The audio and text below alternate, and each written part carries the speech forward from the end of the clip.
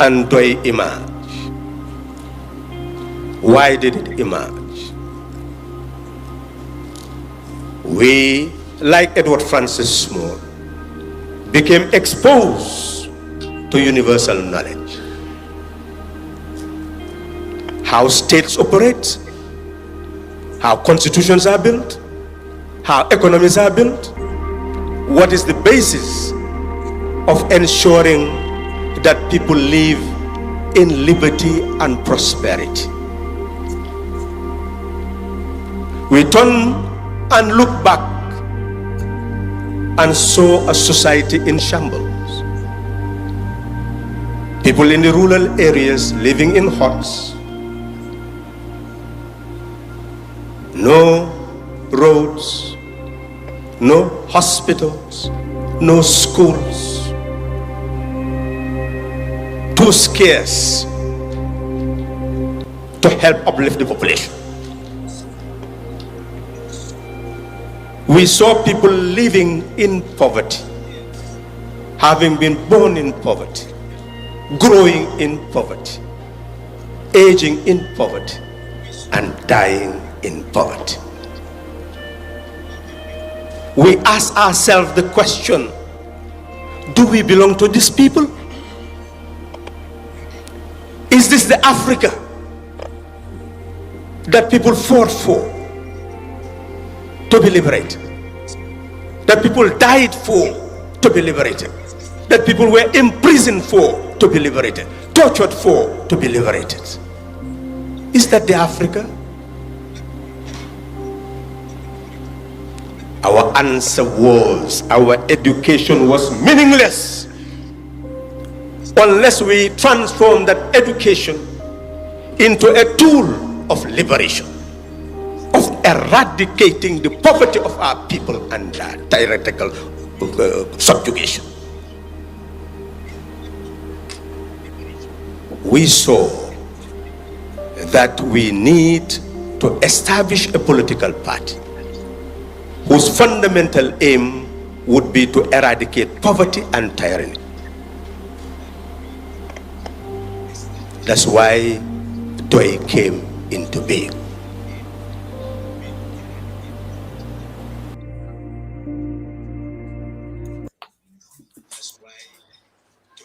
Jërëjëf coach. Wow. Affaire bi door na léegi. Ma ne ko happy 35th anniversary. Well, thank you To all very members much. of the And, PDOIS. yeah, and greetings to everybody, to you, Esa, to Musa. I see that you guys are clad in your Doi t-shirts. I decided to dress up for Doi today. Well, I think today is a great day for various reasons. And as we continue this discussion, we'll be able to delve into most of those issues. But I just want to take this opportunity, Musa and everybody, to also remember our comrades who are not with us anymore. Because this journey was a very long journey. It's a very, in fact, it is still a very long journey. And along the way, we lost some people, some who were part of the founders of the party, and others who also contributed immensely to this party. So we want to also remember those people and hope that they would rest in peace as we continue this struggle to end so that we realize the Gambia that we all dreamt almost 35 years ago, to be exact. That is a Gambia of liberty, dignity, and prosperity. Musa Diop. Thank you very much, Coach.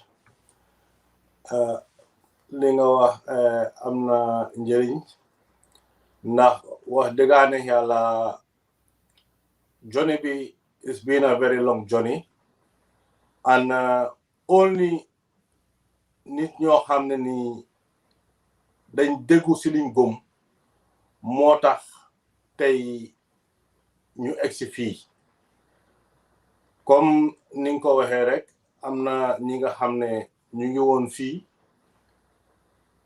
jàppa si xeex bi te tey nekkaatuñ fi ak ñun kon ñooñu noonu ñu ngi leen di ñaanal yàlla gën a seddal suuf si seen kaw ba pare yàlla boole leen saña dem si àjjana yu kawe ya coach tey moom am emotional because suma xoolee ma xalaat all this while parti bi li ñoo ootee ba tey ñu ngi si jàppa rek ne foog ñu génnee Gambia si li nga xam ne moom mooy ñàkk xam bi ak ñàkk bi ne si dëkk bi jërëjëf coach di nuyu ñëpp ñu ñoo seetaan nag di leen wax ne happy 35th anniversary. Well, thank you very much, Musa. This is the 35th anniversary of the party, which was founded today, exactly today, 1986, at a time when Gambian politics was one of inducements, babas, if you want to call it that. Mm-hmm. The person who had the loudest drums had the biggest followings. At a time when politics was not about issues or substance, it was more about who you know and how related you were to such a person. Mm. And DOI came into being with an objective to educate the masses so that we will all understand what politics was all about and what governance was all about. That was why DOI was formed. Mm. And that became a struggle because they had to change mindsets that were entrenched in that type of politics. The politics of babas, benn chini ak yoy nonu. So that was what they had to do. We have Sister Ndejeng has just joined us. But what I also wanted to remind people is that as we go into the history of DOI, and we'll be hearing from our Secretary General and presidential candidate momentarily during this program, I also want to tell people that we are also asking for your help. And the help to make sure that DOI's objective and aspirations are realized. So we're just asking for a very meager amount, which is 35. If you live in the Gambia, $35 at least. If you live in the UK, 35 pounds at least. If you live in the EU, 35 euros. If you live in the US, $35. So at least that amount. That is at least, even we are asking you to, even if you can find it in your heart and say, you know what, I'll just give $1 or $1 a year for DOI. And I think as we continue this conversation, we'll be able to convince people as to why that is important. But DOI's aspirations need to be realized, because if those aspirations are realized, we'll definitely have a Gambia of liberty, dignity, and prosperity. But they welcome to this special broadcast, DOI at 35. I think you're muted. Your mic is muted. Excuse me there. Thank you very much, Mr. Joe, and thank you very much, Brother Moss. It is a pleasure to share this platform with you. And to begin with, I'd like to say happy anniversary to every DOI member and every DOI sympathizer. We are saying DOI is the right party. We know that they would deliver once they're in office. And today is a great milestone, Mr. Dow. So therefore, it is worth celebrating. And we're welcoming everybody to come and celebrate with us, to tune in and listen to the amazing things that DOI have done in the past, what they continue to do, and where they intend to take us. Thank you. Thank you very much. Musa, you wanted to come in there? Wow, comme ni ko doon waxee rek coach am na solo pour ku nekk xool fa parti bi commencé ak fi ñoo jëm ba tax li fi ñu bëgg a jëm dara mënuñu fa yóbbu lu dut ñun ñëpp ñu bokka suñuy xalaat suñuy loxo suñuy doole ñu puus affaire bi mën a dem moo tax comme li nga wax léegi rek ku nekk si dëkk bi nga nekk luñ bugga rek mooy nga jàppa ci parti bi dugal sa ñetta fukka ak juróom which is 35 in every country and then to contribute for the party pour ñu mën a def liggéey bi ndax wax dëgg liggéey bi nga xam ne PDOIS def na ko bi mu commencé ba léegi comme li nga wax rek coach politique bi fa nekkoon mooy politique yi benn cin bi ak sabar bi waaye ba PDOIS ñëwee commencé di indi programs and policies ba tey ji fuñ tollu parti bu nekk di defar manifesto di bugg a wax ak askan wi kon PDOIS def na lu liggéey bu bari ci wàllum politique Gambia kon ñu ngi wax ñëpp ne daal comme ni nga ko waxee rek ni ñoo waxtaanee di gën a xuus ci programme bi yéen tamit jënd na làmba seen poos ñu puus mu dem coach.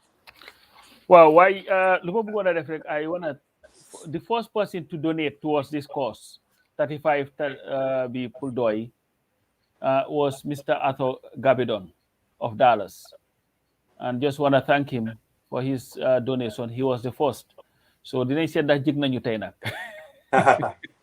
You know, and then I know ne am na ñi nga xam ne we're donating si EU naka link bi, so we would want somebody pour mu pin the donation links fini if you're in the US, if you're in the EU or in the UK or even in the Gambia, so that you can donate. Do they thank somebody like Falanjai from here, Momit here donated, Kaba Roberts Momit donated towards this. I'm beginning to forget names there. Ibrahim Salah Momit donated. But and some other people have donated, and the names will be called as we go on. But I just want to challenge the people. Pour said, can you call Ibiltaisi program? Be the first person to donate at least $35, $35, €35, £35, or whatever, so that we'll be able to help the party to be extremely and competitive in these elections, and with the hope that it would win the election. So the floor is open. Kubuga donate dal, we are watching and we are reading, and we have our people who will contact you right away for what the means being able to donate some money. Whether cash up, Yes. whether Zelle, if you're in the US, whether what do they call it, PayPal, and then Europe, they have their unique ways. We even have a GoFundMe account that can also be used. And all that, and I know Musa may be able to help us as to methods in Yeah. use for Europe for payment. Yeah. Put one of connect links, yes. Yeah, Yes, that's right. and please, Go on, Nai. guys, donate generously. Definitely go put send boba. Kumun donate, you're not donating it just for the party. Yenange dolel doy pour mu mun ñoo taxawal dimbali ñu yóbbu suñu réew mi kanam. So loolu moom ñaan nañ leen ko na xiiwal bi wàcc daal. Definitely. Yeah, that's right, Coach. Just for those in the Gambia, whoever wants to donate, you can inbox any of us, your name and your phone number, and there is a team on the ground who will contact you to collect those monies. Just to add that towards the donations. Yeah, that's very good. And what I wanted to do is, what is DOI in the first place? I know that when Halifa comes, he would go in detail the struggle that was waged. But all of us have had our experiences dealing with the party.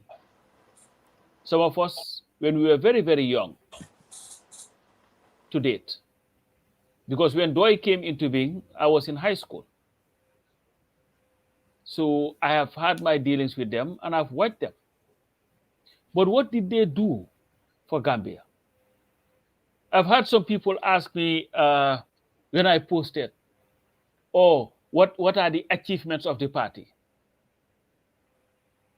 I decided not to answer that because I think there is a forum for it. When DOI came into being in 1986, like I alluded to earlier, they met a Gambia where politics was not about issues, where politicians were seen as demigods.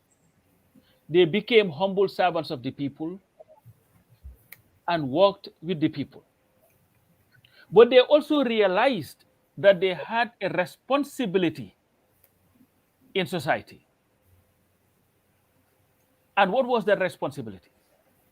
That we have to nurture the minds, the young minds, so that they will become responsible citizens. So they created Nyakoi Nursery School. They became the first political party in the history of the Gambia to establish an educational institution to help the people to understand what their roles are as citizens. There are so many people today. I remember I was in Atlanta in 2003, I think, with Halifa. And this lady came and greeted him and said, well, I was a student at Nyakoi. I just graduated here in the US with my bachelor's degree. And I could see the excitement in Halifa's face, the happiness that overcame him. Because to him, it was like, this is what DOI is about. This is about nurturing people, giving them the opportunity so that they can go to school, learn, and become something in society. So they came with Nyakoi. And Nyakoi was charging people pretty much nothing. And who were those teaching at Nyakoi Nursery School? I'll just talk about Nyakoi and then I'll give chance for others to come. And we'll talk about other things that DOI had done. The people who taught at Nyakoi were mostly teachers who, because of their commitment to the struggle that DOI waged, had to lose their jobs to be able to work at Nyakoi. These were who? People like Faisuso, who was a headmaster, but left his job because he was into politics and was there teaching. Amisila, Auntie Ami, was the headmistress. The Sheikh Ndaus, and a whole host of other well-qualified, I'm not talking unqualified, well-qualified teachers who were teaching these kids. And Nyako used to have this program annually. And that was where to showcase the talent of these young people. And the students from Nyakoi could name every capital city in Africa.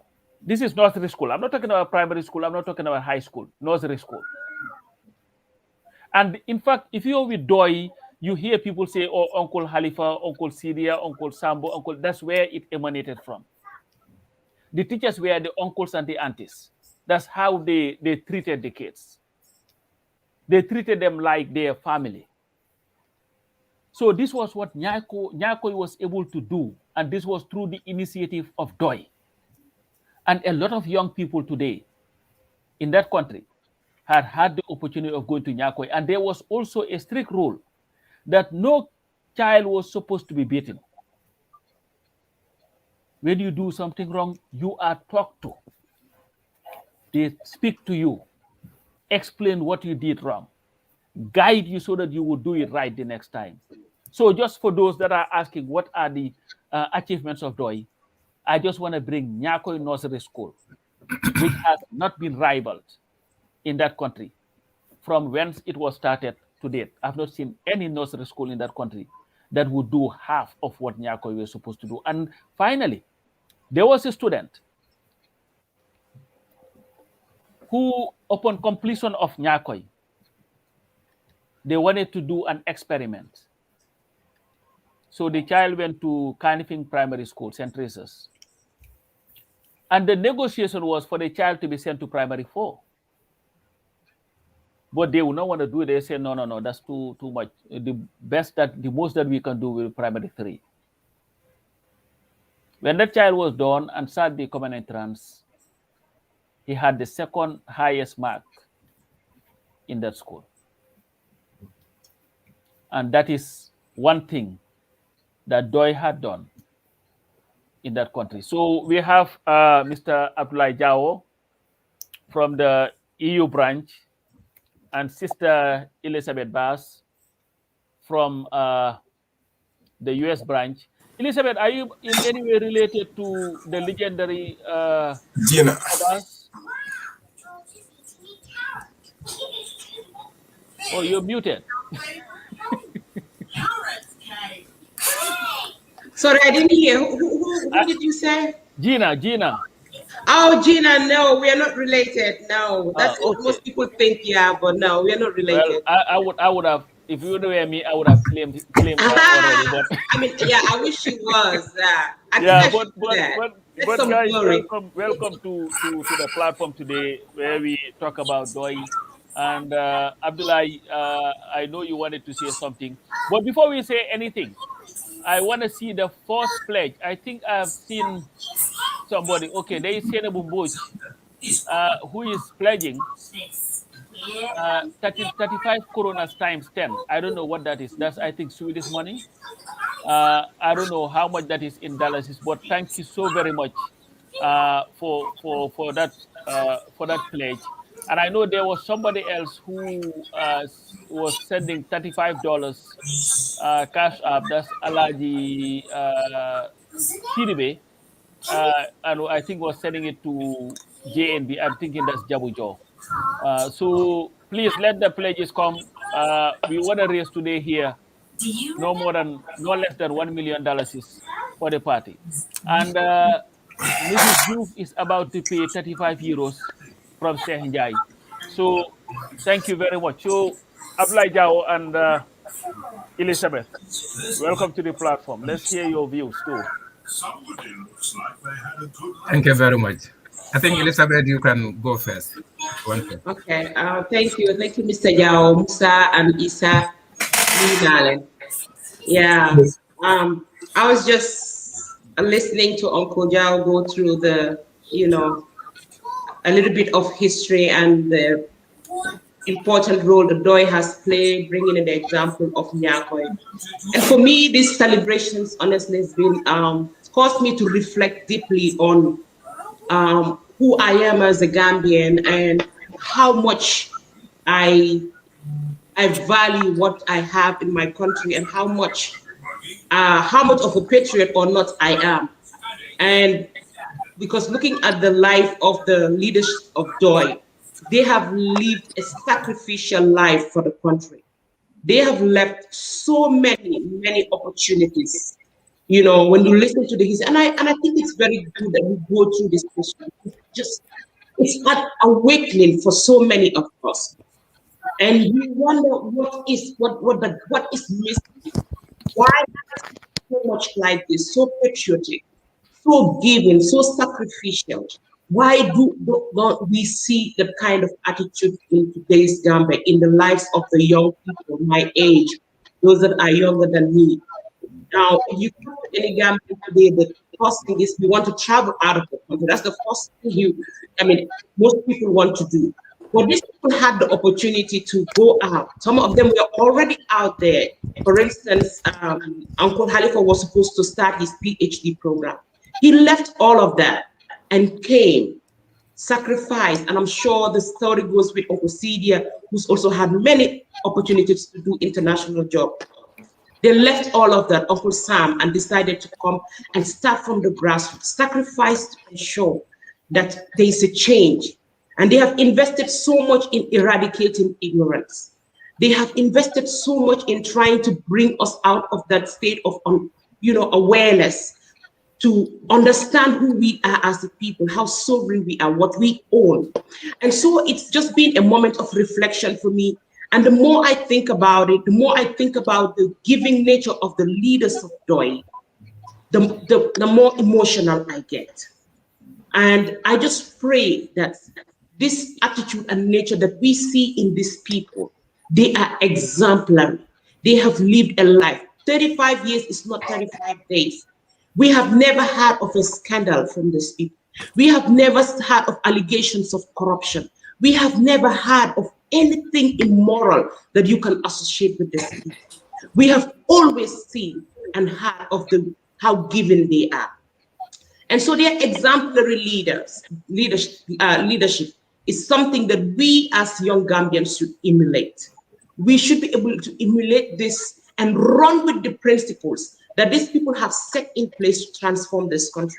Because the principles that are in place are coming from a genuine heart. They are coming from a place of concern, a place of not only concern, but understanding what the problem is that we have as a country.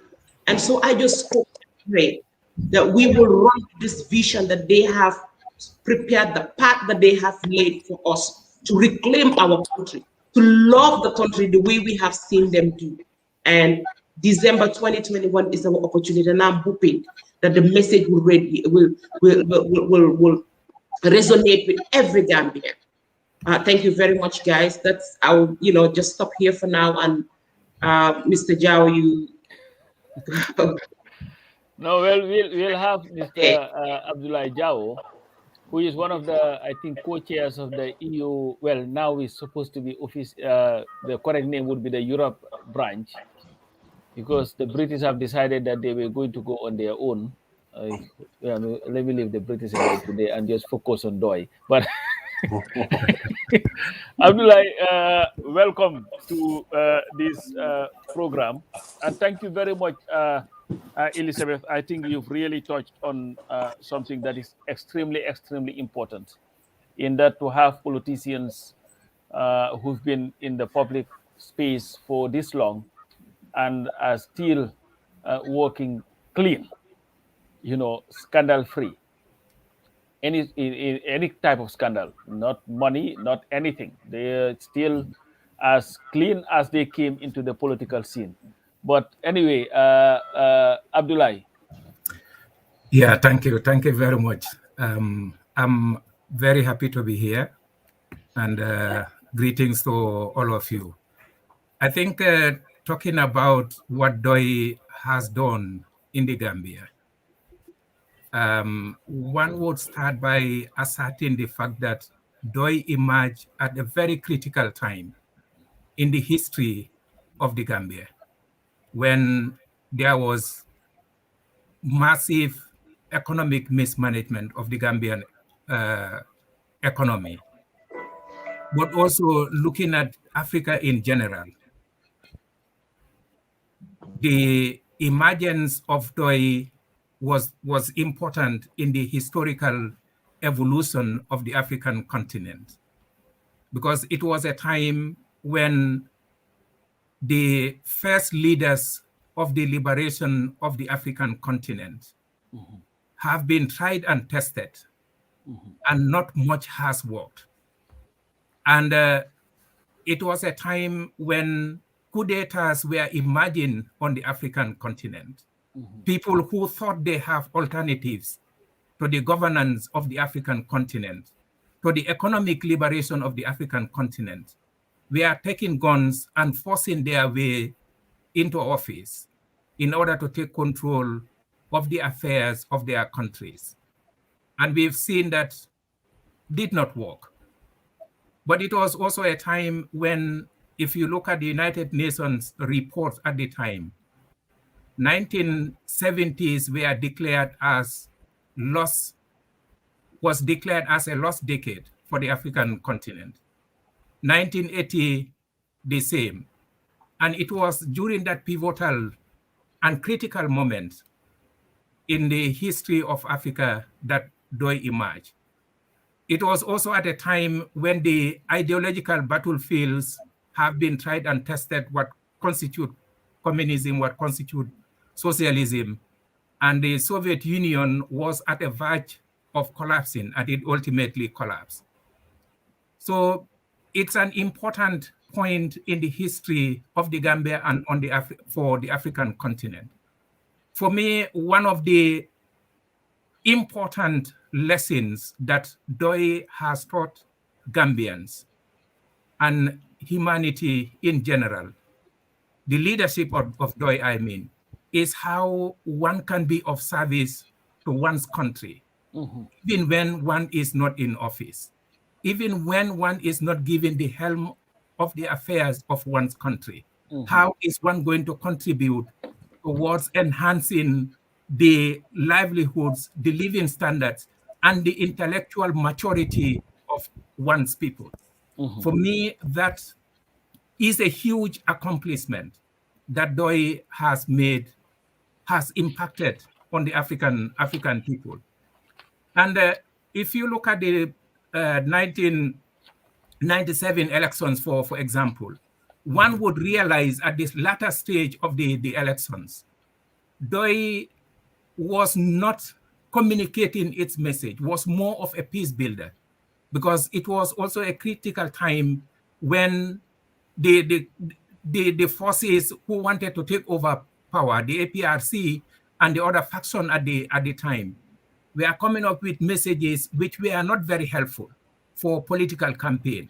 So you see that PDOI was like a peacemaker in terms of the messages that they were providing to the Gambian people to ensure that whoever wins, ultimately peace prevails. Because if anything happens in the country, we're going to lose the country.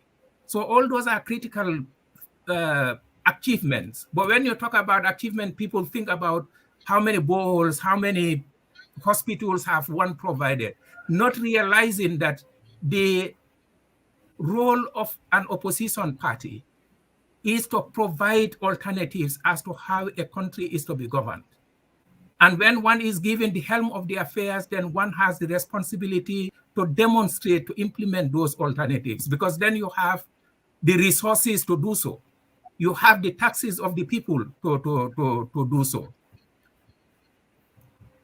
You spoke about Nyakwe Primary School. I attended one of the events at the time, and I attest to the fact what you mentioned. You know, I was amazed, because I remember when I was in primary school, for example, some of the things that we are being taught were more like rote learning, memorizing names of ministers at the time. Like the following week, those ministers are changed, and now you start wondering what is the purpose of this education.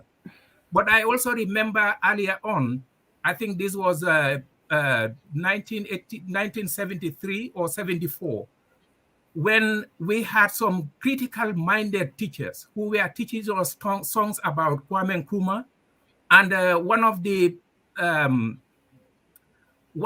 independence celebrations, we are made to carry placards indicating that we come from this country, and you are made to recite something about that country, teaching people Pan-Africanism at the time, which PDOI has also enabled Gambians to understand more. I can go on and on, but I'll just stop there for the meantime and let others come in. No, Thank you. thank you very much. Thank you for that. I think that is absolutely important. What you've really said here. In that sometimes when people talk about achievements, they're looking at boreholes. Those are political endorsements. There is a role that a political party has, and there is a role that a government has. And maybe as we continue these conversations, the voters would get to understand that it is not the responsibility of a political party to come and get you a borehole. What you need to do is elect a government that you can entrust your resources with to be able to provide you with those necessary things, where you do not have to go and beg somebody for a borehole. The mere fact that you are in fact relying on a politician to give you a borehole should tell you that your system is a failed system. And this is why DOI is advocating for this transformative agenda, system change, where you'll have a government that is there for the people and not people for government.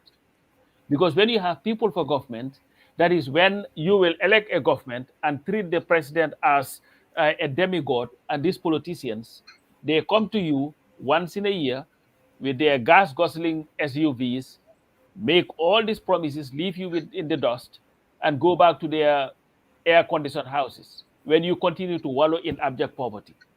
Then every election, you go and vote for them again, because they'll bring you the drumming, they'll bring you the dancing, they'll bring you a borehole when you could have had something much better than that. They would promise you electricity.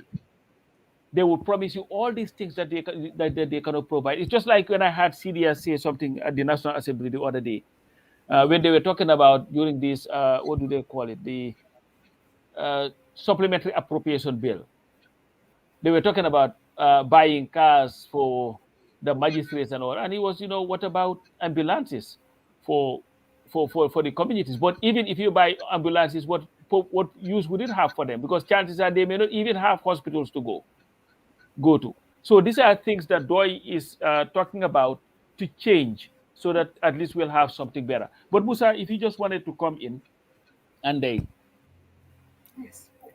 Wow, coach, just at the moment, Gaya contribute. Senjai, mom, fena 57 pounds. Okay. Wow. Yasi Ndaw tamit fena. Dave Mane, mom tamit fena. Mo Jang, fena. Ya Aida, fena times 2. Okay. Wow, man suma bopa tamit fena times 3. Okay. So far, gaya ngi affaire ba ngay ñew. Amna ku fay tamit ci GoFundMe bi mom demba la dugal. It's an anonymous person, but she's in the US. So definitely keep them coming. Ndai, over to you. Thank you very much, Brother Musa, and everyone. Well, what I would want to talk about, the ignorance that DOI tells people. And the reason why I'm bringing this up is because a couple of days ago, I discussed with some people in the upper region of Gambia. And I came to realize that it's really sad, because these people are not even aware why they should vote or who they should vote for. So again, this is the reason why DOI is out there,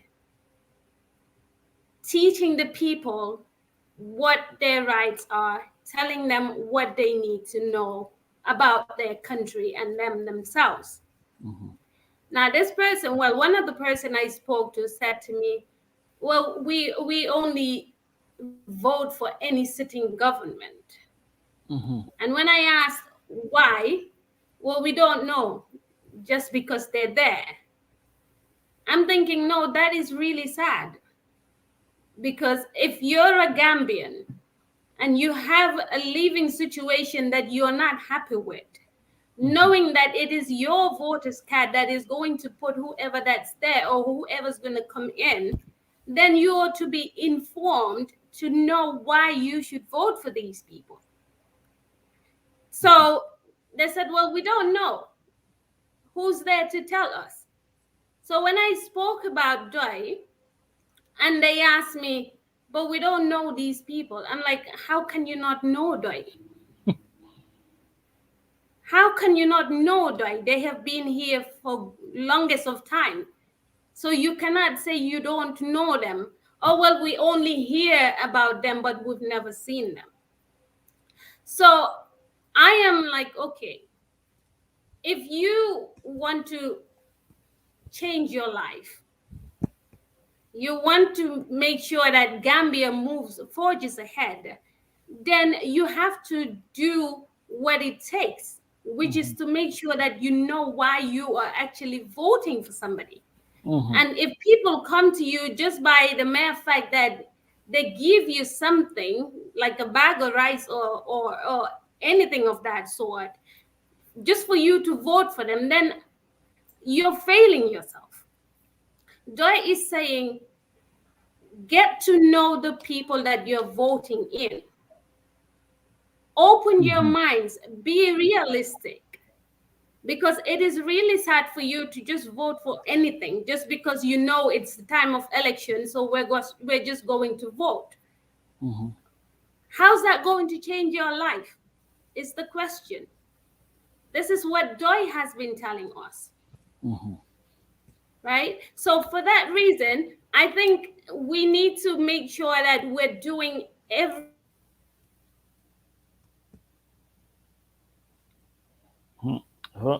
dafa mel ni de ndey moom internet yi Angleterre la amee de xam nga fan la nekk de affaire yi freeze na de. ndey si EU bi la nekk. Ok. beneen côté bi la. No, esa soo mënee feeling when they unfreeze dafa mel ni moom affaire yi Europe la daal. waaw man ko drop dina ñëwaat. But coach Balalma, before you guys go ahead. So on the pledge as well, I know Yangi for the US, the first 5 people to pledge within Europe, 150 pounds or euros, we'll give them a mug and a t-shirt. That's from me. All right. And you know what?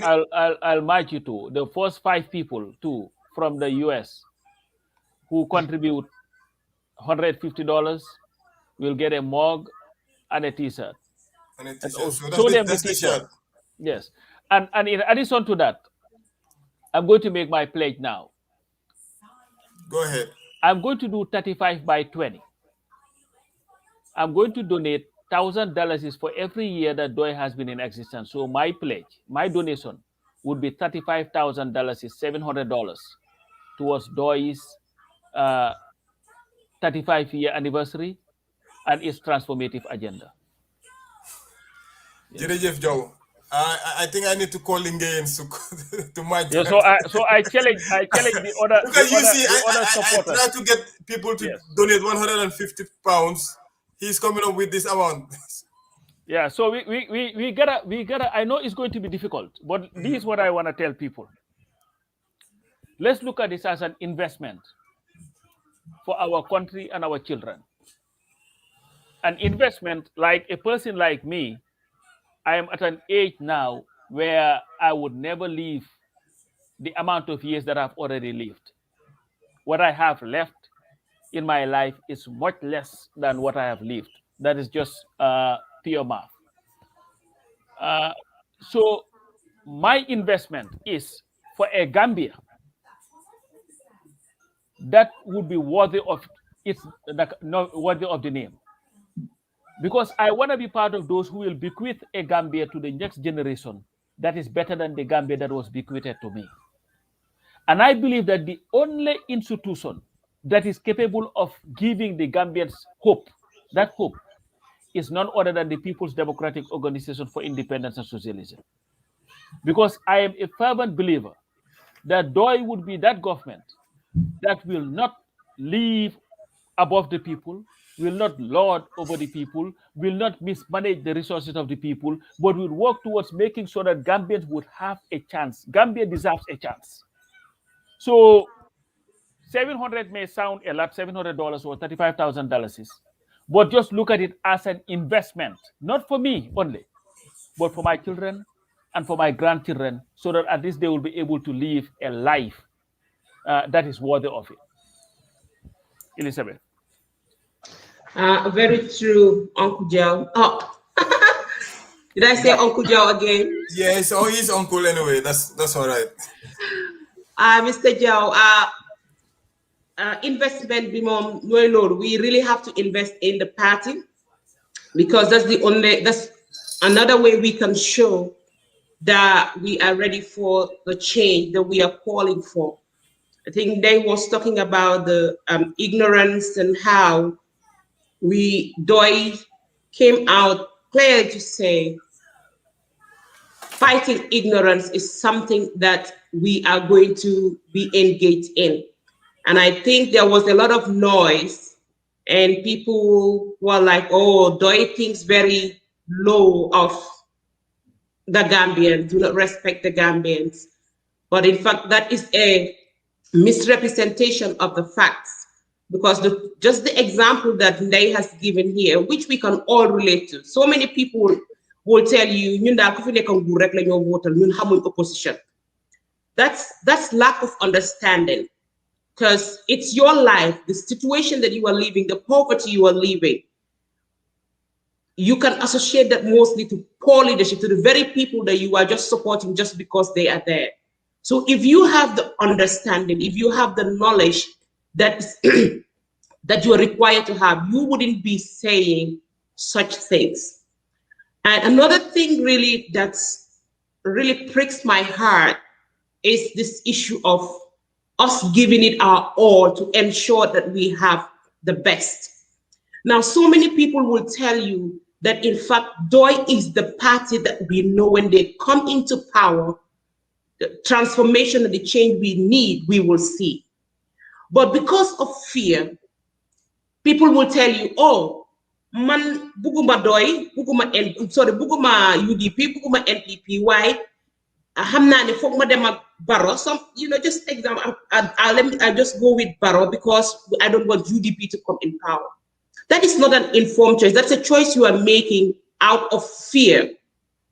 You are not standing with your convictions. You are not voting your conscience there. Or on the flip side, you will have people tell you, UDP is the biggest party, or maybe I should go with UDP because we are tired of PDOIS. So we are settling for less.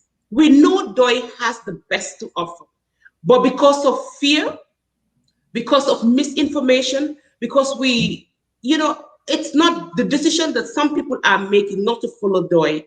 It's not just convincing. It's not based on facts. It's not based on the truth. It's not based on their conscience. Mostly it is based out of fear.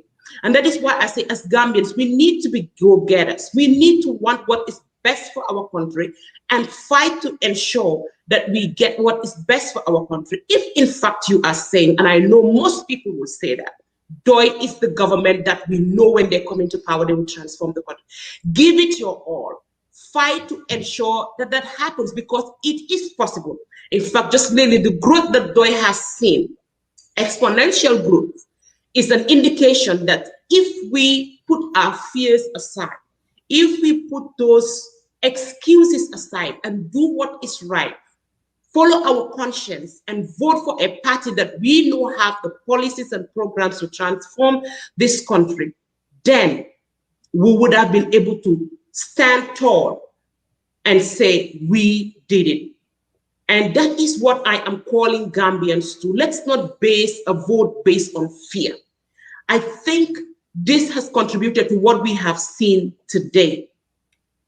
People just voting because, we not reflecting deeply on why we are voting and who we are voting for. We have an opportunity in December to vote for a party like PDOIS, and we can make it happen. Nobody thought that we were able to take Jammeh out of power, but we did it. So we can do it again. Don't be fooled by the numbers or the fear of, I don't want this party, but I'm afraid of this other party. Or we are tired of this guy, so I'm just going to vote for the next party I think has more numbers or is more likely to win. Vote for a party and campaign for a party like PDOIS that has the programs to take us out of the misery that we are in. Yeah, and I just wanted to announce one more donation from Khadija Ndau, Mubasiru Ndau. So he's a kid who just donated $35 towards DOI. And I've also already paid my pledge. I just sent it to Jabu, the 700. So it's not a pledge, it's paid. So it's paid now. So, but like you said, thank you very much, Elizabeth. I know, Mr. Jao, you wanted to say something. And maybe at the top of the hour, we'll hear from the Secretary General and presidential candidate of the party, Mr. Halifa Sallah, on this solemn day. Yes, but go ahead. Before Jao ñëw rek coach, Ndeye Dieng moom tamit doon na 70 pounds. Okay. Lamin Diouf in Norway, moom tam doon na 35 pounds. A friend of mine, Richard Njai Gore, moom tamit doon na 50 pounds. Also, waa Gambia tamit bàyyiwuñu ko. Gaa ngi si ko am. Karim Dabo, Ibrahima Njai, Pa Jallow, Boubacar Jallow, Tijan Nyang, and Pa Nyang. ñoom ñëpp ñu ngi contribute foofu noonu bu baax a baax. ak Ansumana Diba. Okay. Wow. That's good. Jao. Yeah, thank you very much. I think the aspect of awareness raising that DOI has impacted on the Gambian people is also a huge area, because my first reading of the publication by Halifa about the Senegambia Confederation for me was a huge wake-up call in terms of what the responsibilities of a public institution should be. It was a time when the Gambia, if I remember the figures correctly still, because I think this was in 1985 or 86 when I read that. I had the booklet for some time after that, though, was that the Gambia was contributing, I think, 26 million, and Senegal was contributing 62 or so. 52 million, Senegal. But thank you. But you realize that how that money was being used was not benefiting the Gambian or the Senegalese people. That alone, in terms of how that was analyzed and how that money could have been used to improve the infrastructure, transboundary infrastructure between the two countries, was a huge information in terms of how some of us at the time viewed public institutions. And the Confederation was also sentimentalized in the sense that those who were benefiting from the Confederation were in control of the media. And what one was hearing was that it was the Europeans who divided us, but we are the same people. But the same people, to what end? Coming together to form the Confederation, to what end? What was that benefiting the Gambian and the Senegalese people was not known. There was nothing, basically. It was mainly a parasitic bureaucracy that was established, and the funds were being diverted to that bureaucracy instead of being used for infrastructural development or other economic activities to create jobs for the Gambian and Senegalese people. So that was a huge area. Not talk about the sovereignty of the Gambian people, where at the time the Senegalese president had the powers to declare a state of emergency in the Gambia, and also was the permanent leader, president of the Confederation, which was negatively impacting on the sovereignty of the Gambian people. And you look at other economic analysis that that DOI has also done. When budget section, there is always an analysis of the budget and alternatives as to how that budget could have been used to create jobs for the Gambian people. I remember one of the publications was I think it was the last battle with the PPP on economics. Yes. It was published by Pdoid. So those areas in terms of education, not only for people to know why they should vote, but how the monies that they are contributing.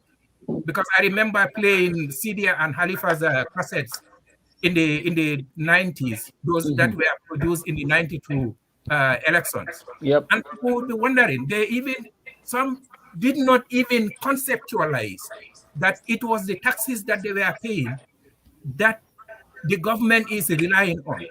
Because people thought that this is the president, they would just go and print money and that is it. Not realizing that it is your funds, it is your monies that the government is using to function. That understanding was not there. In terms of how the groundnut sector was being managed, one was not getting any information. I remember the first time I saw the information on the price of groundnuts at the world market and the price of groundnuts that were offered to the Gambian farmers. If it was a critically thinking community, it would have created some sort of issues in terms of the farmers being virtually ripped off. And that process is still continuing. So in terms of the awareness of the people, I think that is a huge impact. Before nobody spoke about the Constitution, for example. Yep. Nobody understood how the resources of the country are supposed to be used to create jobs. When DOI came into being, the PPP regime at the time was retrenching people. There was there was an embargo on employment in the public sector, for example. So it was a government that was not creating jobs. I think it's the same situation that currently exists.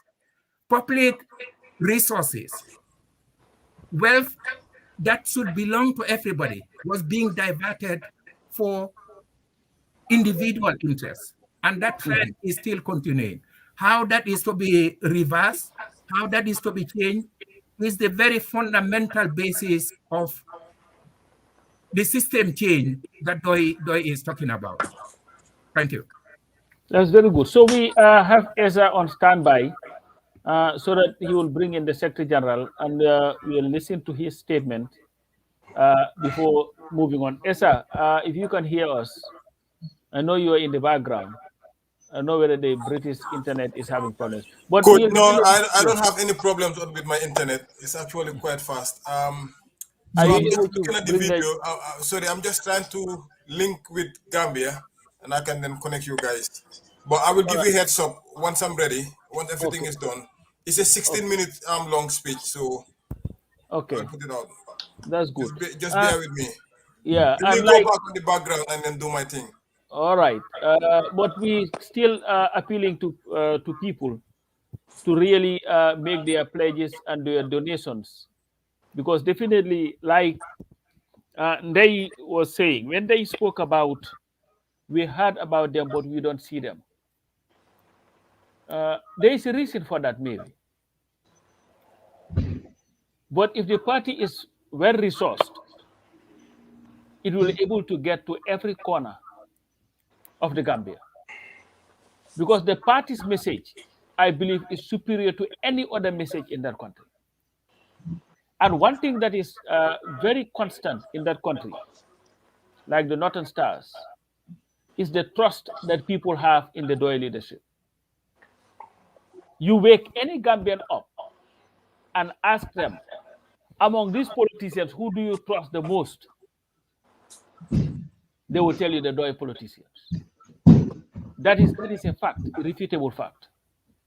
But if you are a Doi supporter, if you believe in the party, if you believe in the message of the party, if you believe that Doi is the party that is capable of transforming our country, if you believe that Doi is the party whose ideas and ideals will be able to unite our nation, we have a very divided country now.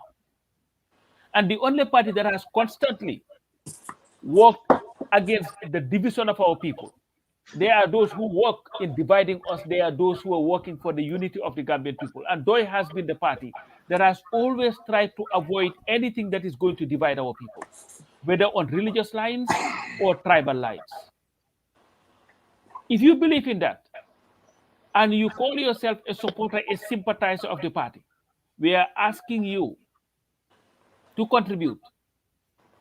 Not 300. Well, if you have it, we will not frown at it, but at least 35 of your currency, whether it is dalasi, whether it is rupees, whether it is dollars, whether it is pounds, or whether it is the corona, or what do they call the EU one? What is it called again? Euro. Anything. Because, and let me tell you this, anything that you invest in this, you give today, will go exactly for what it is meant for. Because we know that the DOI leadership is not interested in extravagant lifestyles. They're not interested in using it to make all these big warambas and all this thing. That is not what drives them. Because these are the people who will take their salary and share it back with the people. So if you believe in the cause and believe that DOI is the solution to the Gambian people, to the Gambian problems, and the best solution for a Gambia that we all deserve, we are asking you to contribute, whether it is 35 pounds, 35 euros, or 35 whatever. Elizabeth. Before Elizabeth, coach, in contributing, man bayla man xaliss bi rek. Man xaliss bi lay digenti fum nek ni. Ousmane Dia. Wow. Joxe na 100 pounds. Wonderful. Baji joxe na 35 pounds. Okay. An anonymous person in the Gambia. Joxe na $3,000 is mom tamit. Wonderful. Wow. Just hold on before we proceed. Jaye Jalo joxe na 50 euros. Okay. Sarah Beasley joxe na 50 euros mom tamit. Yeah, no, keep them coming. Let me go back and look for more money. Well, and I'm telling those that I know, if I don't hear their name after Halifa's speech, I'll be calling them out. But Elizabeth, you can come on. All right. Well, before you call me out, I did send Auntie Jabu 135 this afternoon. So. Okay, good. Thank you. Yeah. You are free. So. All right. I think they should continue. She was making a very good point before the internet disappointed her. Oh, okay. And then want to announce Basiru Ndau of the US here has also donated $100. When I say donated, those are those that have paid. So, yeah, go ahead. And Omar Dem, Yes. $200. Thank you, Omar. Go ahead, Day. Yes, and there's also someone that donated on the GoFundMe who wants to remain anonymous. They just wrote to me now and said they want to remain anonymous. But anyway, where I was driving at is how DOI is vindicated in taking the approach to actually go out there and teach people. Because if you don't know why you're voting for somebody, then definitely you're ignorant. So DOI is here to make sure that people know what they deserve and go through the right channel. And I promise you, DOI is the right party to follow.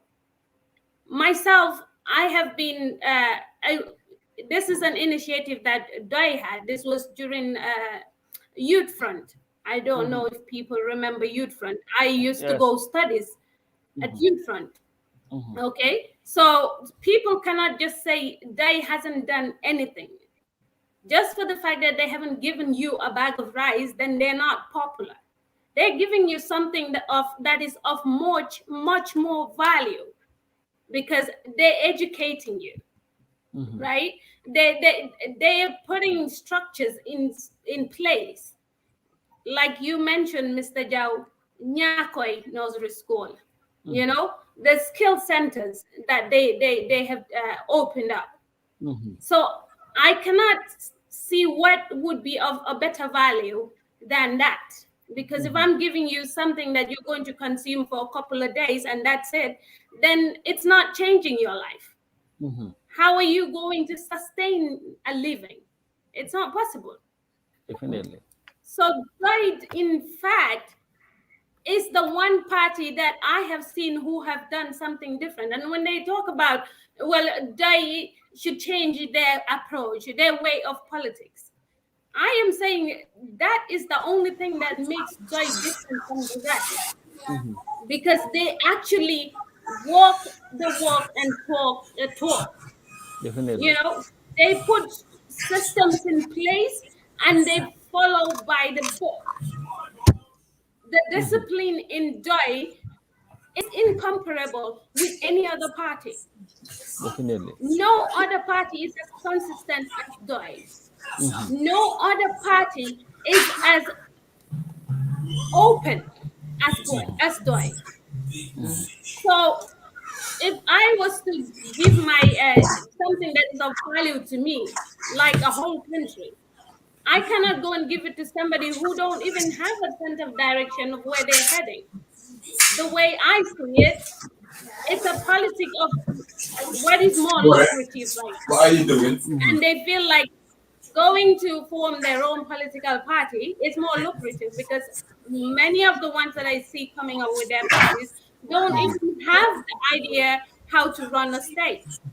Wonderful. So they just want to be there. But Joy has taken their time. Yeah. 35 Esa, you want to years mute, please?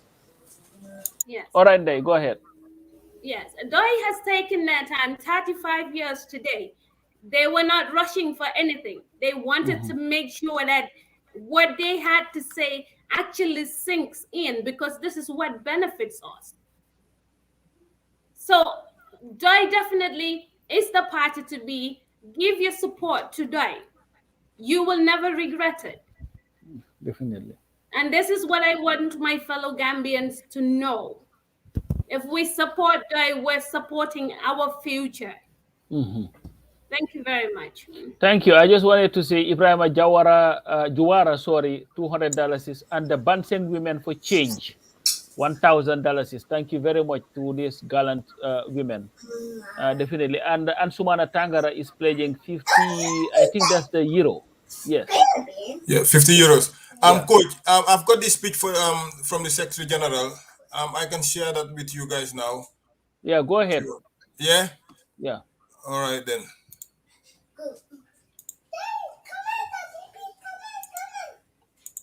You want to mute though on your side too. There is a lot of noise coming from there. I'm in Kolela.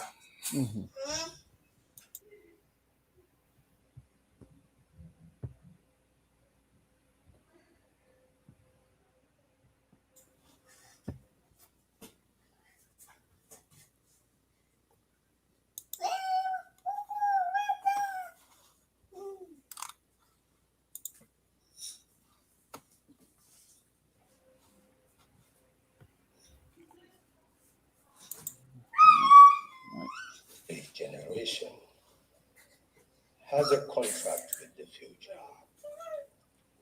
A generation that fails to prepare its citizenry for leadership and citizenship will be a failed generation. Doi came into being because of the realization that every citizen has a contract with people and country. We could either fulfill the contract or betray the contract. We decided to establish Doi on the 31st of June. A generation has a contract with the future. A generation that fails to prepare its citizenry for leadership and citizenship will be a failed generation. Doi came into being because of the realization that every citizen has a contract with people and country. We could either fulfill the contract or betray the contract. We decided to establish on the 31st of July, 1987, in order to fulfill that historic contract between the citizen and the people and country. We did that for a reason. It was very clear that on the 1st of August, 1985, that the First Republic could no longer address the needs and aspirations of the Gambian people. On that day, the President of the Republic spoke to the nation that the country could no longer meet its external obligation and could no longer provide the services that the people need. He indicated that Gambia had a total trade deficit of $397 million. And that before they were getting aid in order to cushion the deficit. But the aid they were receiving was no longer coming. And therefore, they could not meet their external obligation. As a consequence, the coffers were empty, and the business community who relied on the coffers to be able to import could no longer import. We suffered from shortages of goods. He told the nation that we had to tighten our belts by retrenching workers, privatizing the public enterprises in order to meet the external obligations of the country. It was clear to those of us who had been working together all those years in preparation of the future to tell each other that the time had come to take a stand. Prior to this, we had shown the nation that we were interested in their welfare by making it a condition for all those who were to prepare for the creation of a future party to start making the necessary sacrifices at their workplaces by serving the people with excellence. But not only that, by contributing 1/3 of their salary to a fund that would be financing the future day. We were arrested in 1983 and ultimately incarcerated for almost 7 months waiting for trial. But eventually it became clear to those who incarcerated us that we had no connection to the 1981 coup d'etat, which swept the existing regime then from power, only to be brought back to power by the intervention of Senegal. When that happened, that was the first stage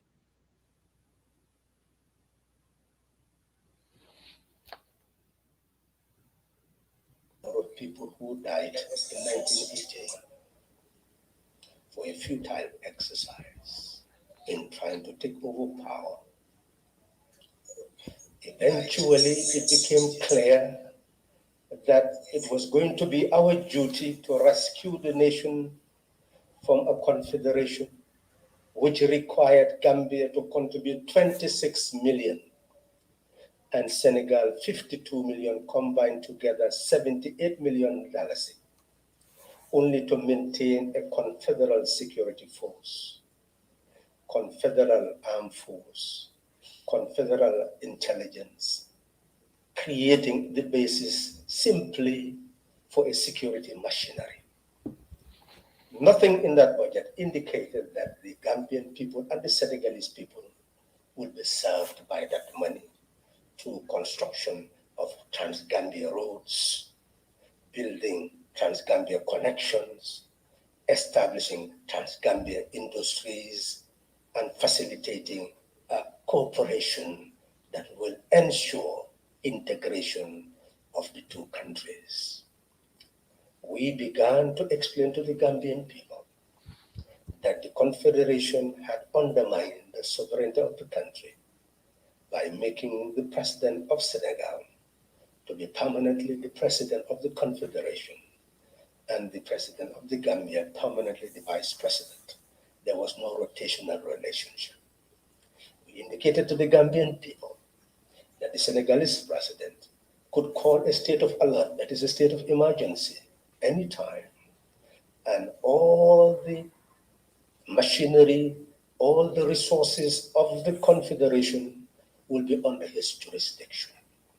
We started to explain the shortcomings of the Senegambia Confederation, which the government, of course, entered in order to secure its position, but after all, could not maintain the sovereignty of the country.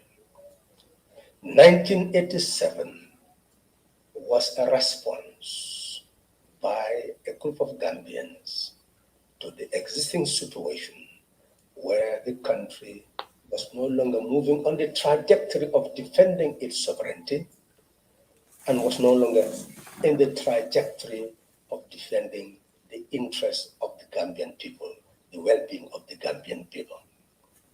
We saw it as our duty to prepare the ground for a new Gambia.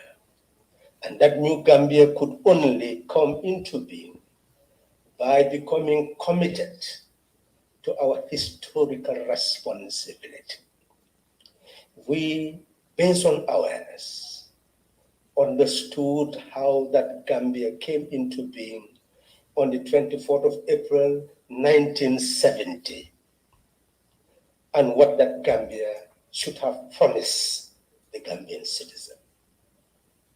We followed that historical trajectory and educated the Gambian people to understand the important dates in our history that should be known to all of us.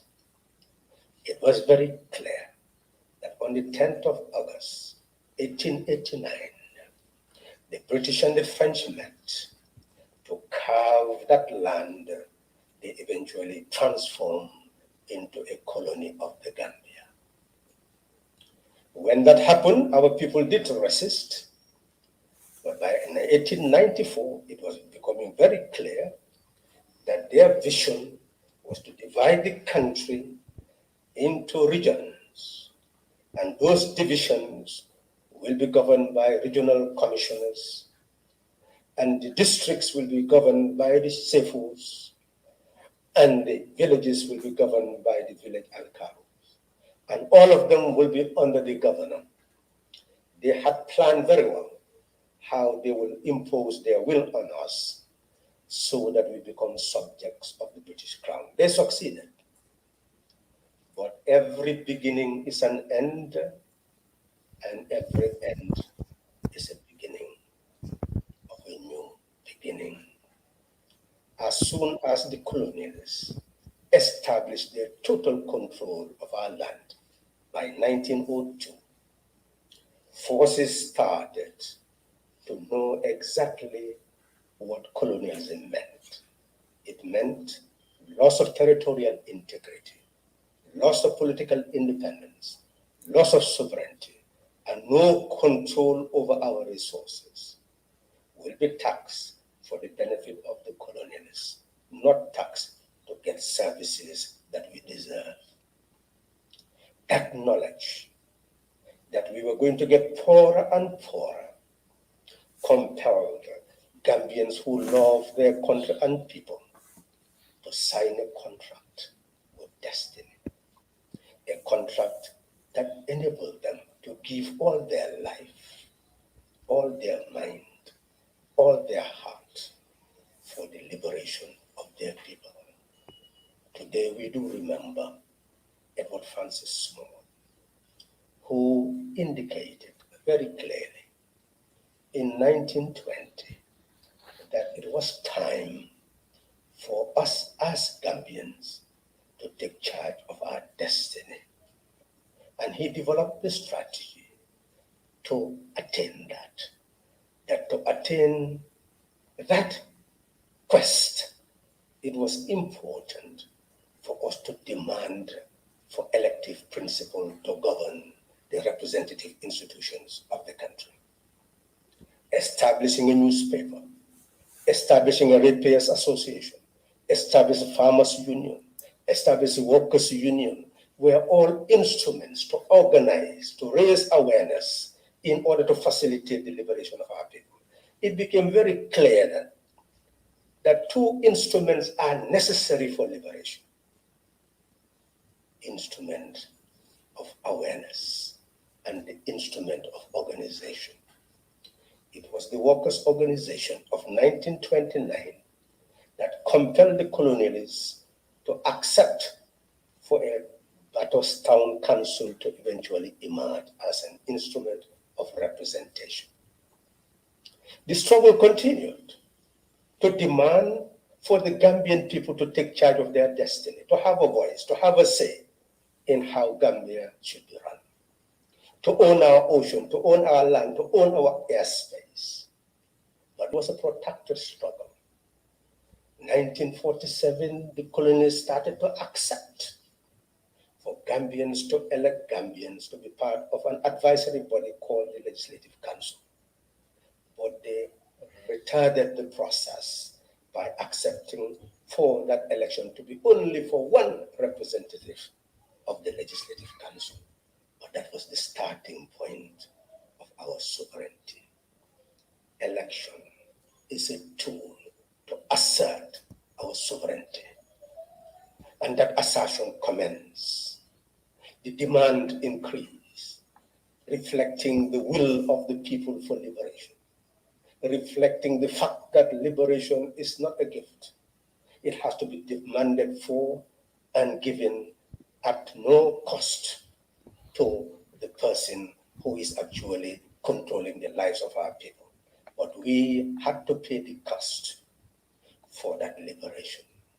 Ultimately, on the demand that increased in 1959, 1960 witnessed the birth of universal suffrage in the Gambia, where all Gambians had the right to participate in electing their representatives. That right was acquired through mobilization of the people. But if you look at the result of the 1960 elections, you will see that the party that mobilized the people on the basis of a protectorate alliance eventually discovered that it did not have the absolute majority that it wanted. Even the independent candidates who participated, combined together, had more votes than the party that had the majority. The person who led that party gained the full awareness that mobilizing the people on the basis of sectionalism will never enable him to govern the United Gambia. And that is why he started to mobilize those who participated in the elections from the other parties and as independents to start to join his party. And that shows and should teach all Gambians today that no force in this country can lead this country without relying on the combined will of different forces in this country, different ethno-linguistic groups. That is the lesson of the 1960 election.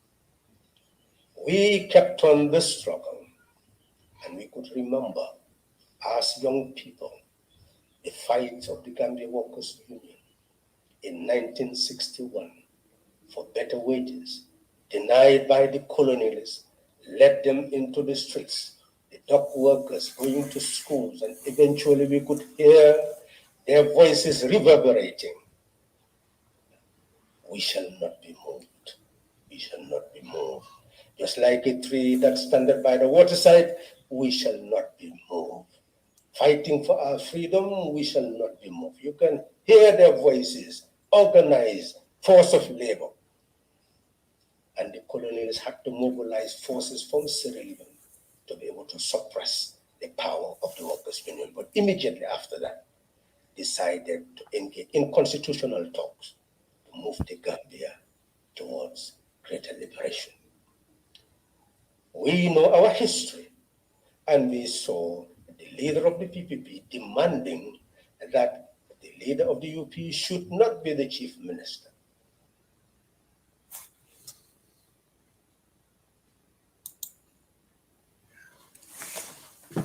Coach. Wow. So that was just the one part of the speech. Okay. It was just a short one for 16 minutes. I'm sure we'll share the other ones. I'm gonna drop myself because the kids at the background just making too much noise. Are you finished? Yeah. New Kole. Kole display fini.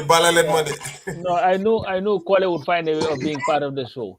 But I think that was a very great speech. And as I was watching the speech, guys, I was sitting here asking myself, tell me which Gambian would not want to see this man stand at the United Nations to speak as the President of the Republic of the Gambia, where you know that you can sit and watch and hope that your co-workers would come to you and say, oh my God, that's your president?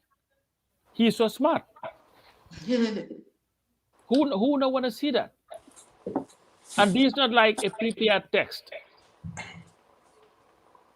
This is somebody who speaks, what is the word, extemporaneously, like that.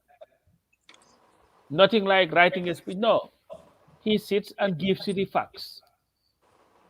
Like I see somebody write, like he's so calm and can unite the people. These are people who studied the history of our country, understand the struggles of our people, and then on those bases formed an organization to be able to help overcome those struggles. And this is why they were engaged in this protracted, very long fight to educate. Then education lead to fight to liberate. Because there were two types of liberations. The first fight was, let's educate the people to liberate them from the ignorance. Where you see a president as a demigod, a minister as a demigod. But then the 1996 coup happened. And they had to transform themselves into a liberation movement to fight not only against self-perpetuating rule, but to fight for the respect of the fundamental human and constitutional rights of all Gambians. So Pdoid had never had an opportunity to operate as a proper political party in the greatest sense of what we know as political parties to operate. They've always acted outside of what comfortable political parties do. They could have been occasional political parties and politicians. When election comes, they come, campaign. When they're over, they go back to their business. But these are people who work 365 days a year, every day, on the life and livelihoods of the Gambian people. But I let somebody else come. I think that was a very powerful first half of the speech. Hara money man be your coach, money man be. All right. Wow, as it is anonymous, definitely 100 euros he go for me be Bach Sach 50 euros, Jim Seka 35 euros, Fai Suso 50 pounds, Sen Jai Muna Yaramam Tangana. Lam dugalon yoxana ci 60 euros. Wow. Na yaram yi gën a tànga daal. Fay moom fay okay fay I'm not going to call your name now. Say yow you duma call sa name. The other ones I'm waiting. So they know themselves before suma yaram tànga and I start calling people's names. Esa. Wow, coach. Wow. Lower.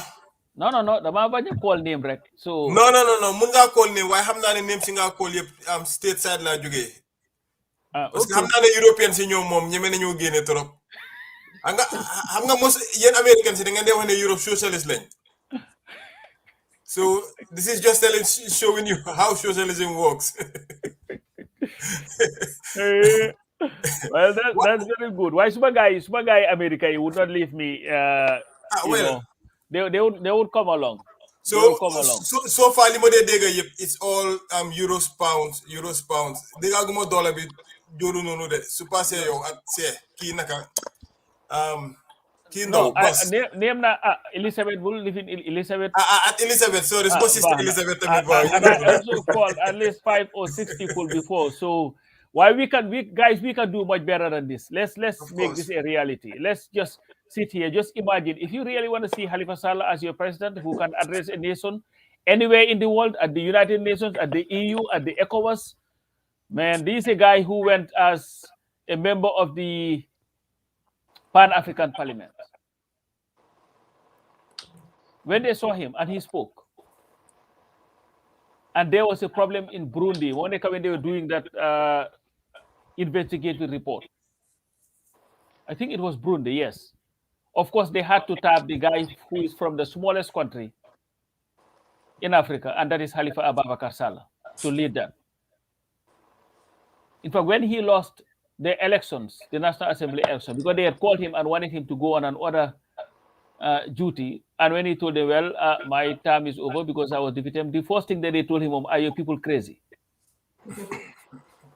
That was their thinking.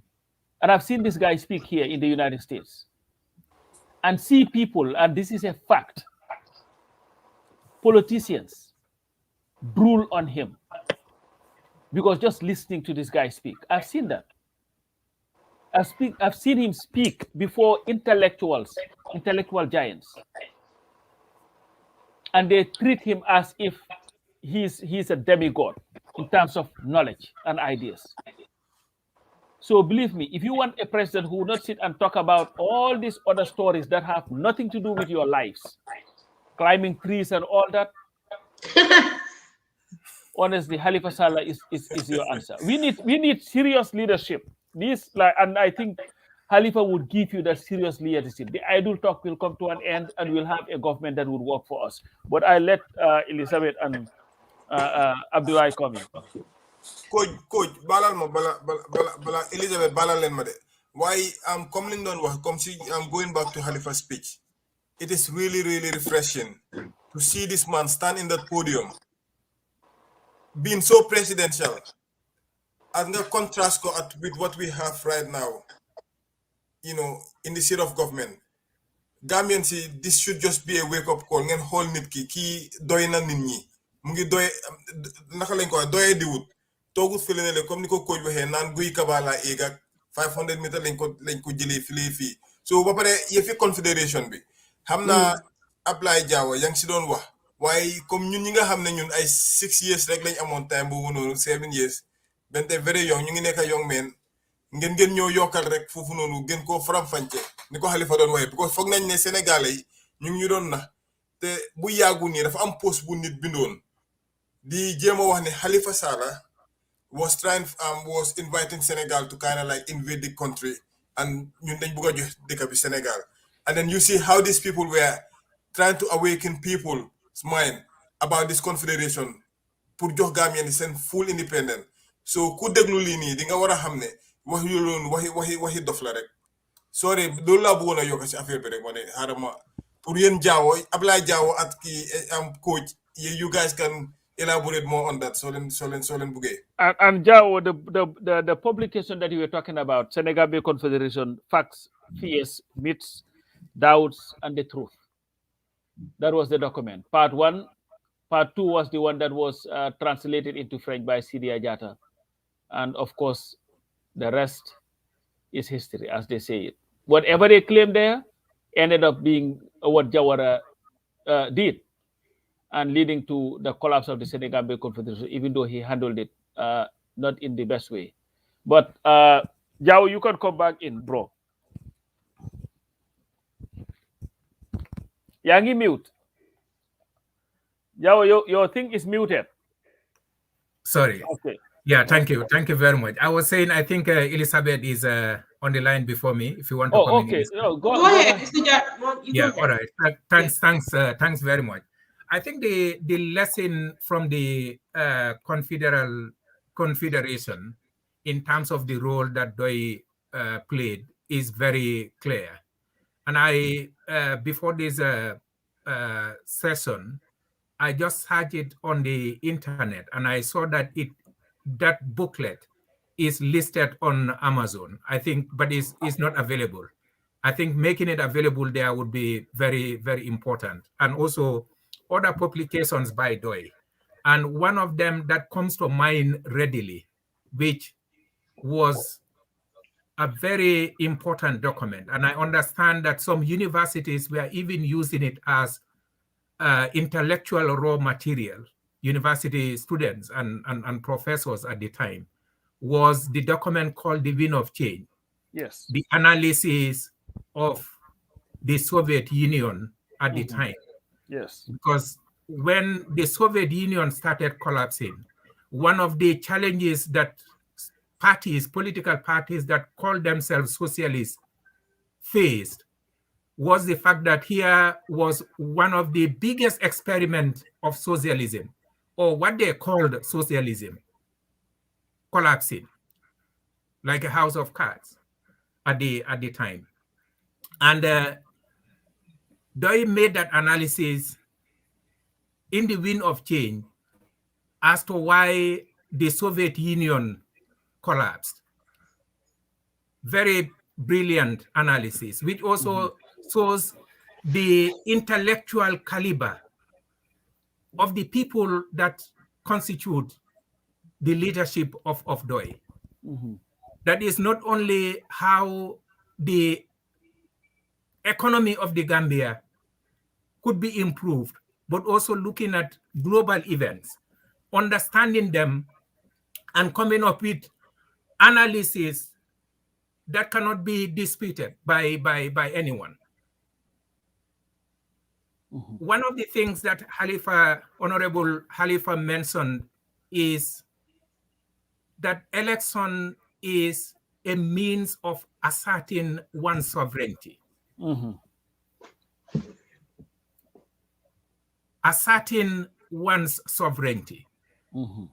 In other words, how one's citizenship, how one's dignity, how one's liberty, and how one's prosperity as a human being, as an equal shareholder in the affairs of one's country, are going to be strengthened, are going to be improved. That's what one is voting for.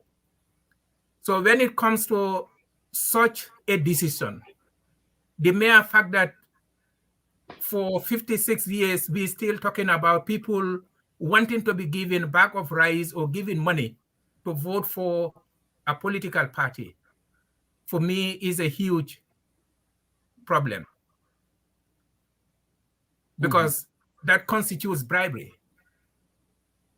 The fact that a party or a politician is giving out something to somebody for that person to vote for him or her is bribery. And we know bribery is a crime. That should be very clear in the minds of the people. Whoever is soliciting that or whoever is giving that inducement is basically committing a crime. It should not happen. That message should be clear to the Gambian people. And the other point that need consideration is also the psyche of the voter, because this is not only in Gambia. In 2013, I was in Kenya at the time during that election. And you look at the political forces at the time, you would realize that one of the political parties was more reform-oriented, was more constitutionally inclined than the other. And speaking to my colleagues in Kenya at the time, they would tell me, well, I would vote for the party that is going to win. It's the same issue that we have in the Gambia. Mm-hmm. And the reality is that no political party is going to win an election if it is not voted for. Definitely. That should be clear to each sovereign citizen. And it is your decision to vote for a political party that would contribute towards that political party winning. And it is your decision not to vote for a political party that may contribute towards that political party not winning. And the majority of people making that decision, joining you in that decision, would lead to the outcome of an election. That everyone should understand that. But yet you continue hearing people, I will not vote for this party because they will not win. But at the same time, you'll be sitting there and saying that this is the party that tells the truth. This is the party that has the right policies for the Gambia. And yet still you decide not to vote for that party.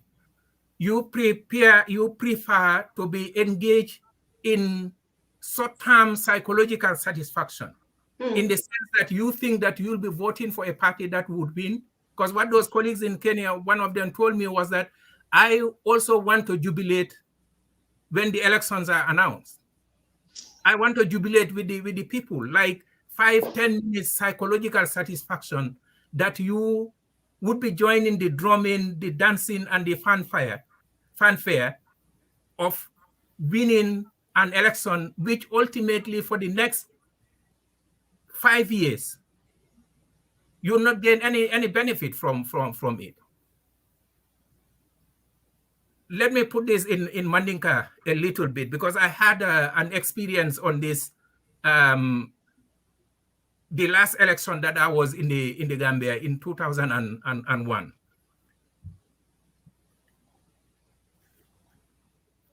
2001 election o nga suto be kenun Gambia College as a counting agent for Pdoid. Kabem futata suo kono na sinyo aina masing ma moy afinditana. Akonya ko alla parti te ganyela nyimbankoka. Na foele ibe nyim parti support kan bari te ganyela nyimbankoka. Sino be fari nyakono nga jube nkae ko, because ni ala bungo fango jube iba lona ko nyimu molti me alon ko abe balurim foare ale kon amantra dokula amamecho soto bare ni atra nga masakunda kendo soto wose dokol sabatindino a finance doko soto no bankoka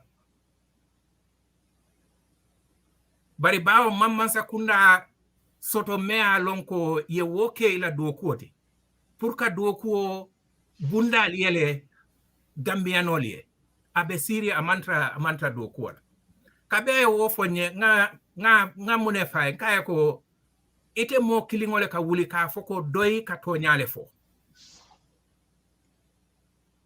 doy ka kumol memfo wala be nyimbanko bondi la foire akon bari ite mo kilingole bitala ibe pati do kate faila pati doye ibe doy tula jeto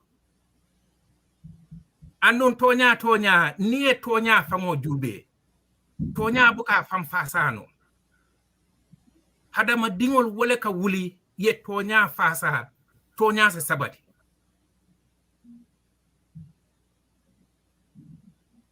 bani sita ko kari ka tonya fo pati ka tonya fo bante carte faile katu ite gagné nola mote gagné la ni man carte faye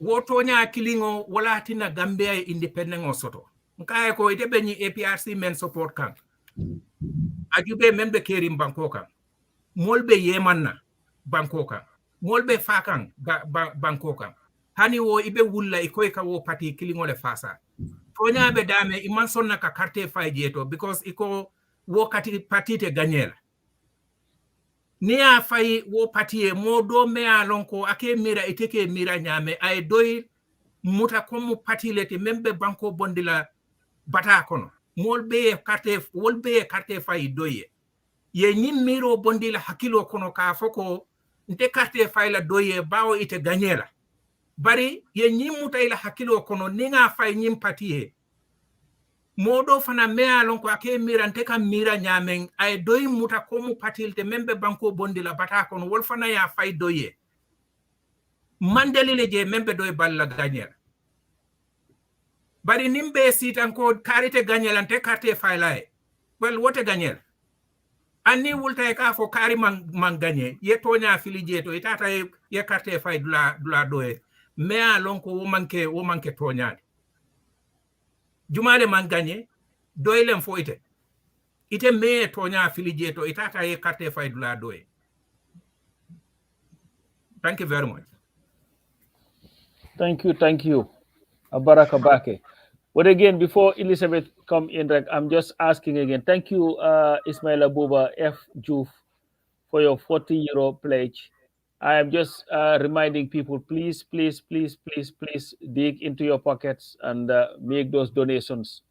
At least 35 of your currency, whether it's dollars, whether it's euro, whether it's corona, whether it's pound, whether it's dollars or whatever. It will go a long way in helping the party fully prepare for these elections. We need to change the Gambia. And DOI is the only party that can transform that country. There is absolutely no doubt about that. But Elizabeth. Yeah, thank you, Mr. Jao. Mr. Jao, I think this Senegambia Confederation document, like Mr. Gay was saying, it has to be readily accessible. I know I wanted to get it. I requested, somebody said they were going to send it to me, but I never got it. But this is something that I think should be out there for every Gambian to see and know and understand the role that DOI played and the trajectory that we were on. We were going to lose our sovereignty to Senegal. Mm-hmm. DOI rescued us from that, from all indication, and from what I hear from this piece. I've not read the document myself, but I would love to, get my hands on it and read it. And I think it should be. I don't know. You said it was on Amazon, but it's no longer there. No, it's not. Yeah, Amazon. Actually, if you type Halifa Salah's name, you'll see a multiple publications by Halifa, but the documents are not available.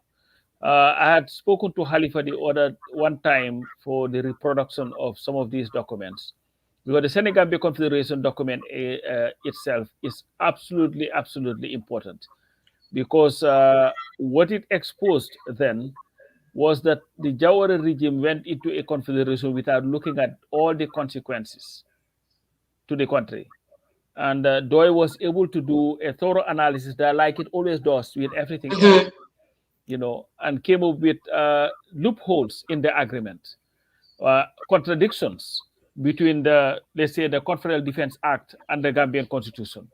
Because the Confederation, if you follow DOI's politics when it started, for the most part, it was focused on the ERP, the Economic Recovery Program, which made a lot of Gambians lose their jobs, and the Senegambia Confederation. And in fact, it became such a topic of discussion to the extent that Sam Sarr of Forea was banned by Jawara from covering his press conferences. This happened in the First Republic.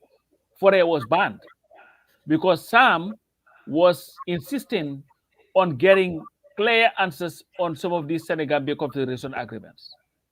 Jawara did not like that. And I think their last exchange, if I get it right, is, are you doubting me? And Sam was respectfully, yes, sir, because of the information that you provided, and the one that you wanted me to get, I think, from the Minister of External Affairs is non-existent. And Jawara was, well, as a result, because of that, then I would never answer your questions again.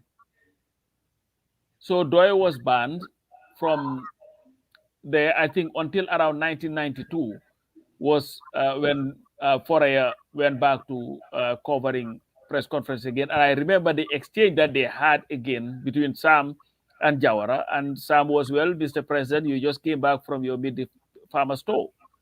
A lot of things were given to you in your official capacity as president. How much was given to you and what was given to you? And Jawara's response was, well, since I don't tell people what I give them, I don't think I'm obliged to tell the people what is given to me. But all this time, what Doi was doing and Sam was trying to tell people is, if the president is serving, anything that is given to him in his capacity as president of the Republic of the Gambia should be the states. Because, you know, when they go meet the farmer store, somebody say, oh, Menala Nagbi, oh, Menala, and, you know, they take all these things and amass this whole wealth and leave the poverty, the people in abject poverty. But all this, these are all there, and I think this archive needs to come out so that people will know. You see, the contribution, in fact, where you done before I, in fact, continue, Elizabeth? No, you finish, and then I will come. Okay. Well, yeah, it's just very important that we have the document. I mean, some of these things that you were stating, this is beautiful history that we need to know. You know, we cannot know where we're going if we do not know where we're coming from. I think an understanding of where we're coming from, some of these things just shapes us better as a people. It gives us, you know, more perspective on what the country is, what the fight was, who were the people fighting for what, and you know, I think it's just good that we have it. And so this issue of our sovereignty is something that Doi has always fought, you know, and is always fighting for. The issue of if the coalition government had gone into the hands of, if, say for instance, Uncle Halifa was the president of the coalition, party, and he was sitting in power. Today, all these things that we are seeing where Senegal is still exerting power in our country, their military in our country, the isolation that Fonyi is feeling, some of these things would not have been things that we would have experienced if only the leadership was in the hands of somebody like Uncle Has, because he understands that you cannot have another country come, especially their military, in our own soil, dictating stuff, arresting people, and doing all these things that they are doing, especially in the Fonyi. So, the issue of our sovereignty is something that Doi has always emphasized and has always been teaching. I think it's very important that we acknowledge this and understand, even from history, that when we were sold by the PPP regime to Senegal, almost sold, they came in and rescued us. So, it's very key. And one thing also that I think we Gambians must have this fighting spirit and sacrificial, selfless spirit of the leadership of Doi that we should emulate is in the fact that I was listening to a video on Facebook, and this person was talking about the fact that, oh, now we have democracy, so I'm not going to be engaged in this fight anymore. I don't want to call them somebody that I respect very well. We are not going to engage in this fight anymore. We have democracy. I'm going to be doing my TV. Nobody's going to shut it down for me. And I'm like, is this what this fight was for? Was it just for a few people to have their heads above the water and the rest of us be drowning down there, out there? What is the meaning of this democracy that you claiming we have if our people are still living in abject poverty, if our people are suffering, if our women are dying on their way to the hospital to deliver? What is the meaning of this democracy? For me, the fight should continue. We cannot be comfortable until every Gambian has the opportunity to live a dignified life, until every Gambian has the opportunity to live a life of liberty and prosperity. Until then, the fight should continue. Just because you are comfortable right now does not mean that the fight should stop. We should continue to fight as a people for the right government to be in place, to give us the opportunity to come out of the misery that we are in. And so every Gambian, hands on deck. I find it that people who are still saying, oh, I am just independent, I personally believe that is a place of comfort that we cannot afford as a people. You cannot continue to sit on the fence while the country is sinking. We need leadership. The lack of leadership is what's destroying our country. And for you to sit there and say, hey, I'm just an independent, I'm just watching this, I'm not going to be in this fight because already we have our democracy. I mean, I think for me, that comes up as a little bit selfish. We should be selfless and understand that, hey, I am not among the poorest of the poor. I do not have to worry about dying, giving back, because I probably have better resources. But there are thousands of Gambians out there who are under that kind of condition. And we should, because of that, not be comfortable in our independent positions, but come out and identify with a party that understands how to take us out of the misery. You see, back here, as a voter here, I'm independent. I'd never go Democratic or Republican because I can afford it. It's like, I mean, the democracy here has matured, the politics is, grown. You don't need a little somebody like me to come and make an impact in this country, in their elections or whatever. But that's not the situation we have back home. What we have back home is it's poor leadership. We need to elect somebody that will take us out of that poverty. And so you cannot, I just find it that it's too comfortable. For me, it would have been, the ideal thing for me as a person would have been just to sit and say, I want to be independent in Gambia. But my conscience would not let me. I asked myself, what am I giving to ensure that this country does not remain in the shackles that it is in? This country does not continue to be ruled by somebody that will sit 4 hours on TV and tell us Lebon Lupen, Taling Dima. We need to fight, we need to push, we need to make sure that we liberate our people. Our women are dying, our children have no future. All these young people that are out there robbing people, breaking homes, you think that is what they dream and aspire to be in life? No, it's because of poor leadership, lack of opportunity.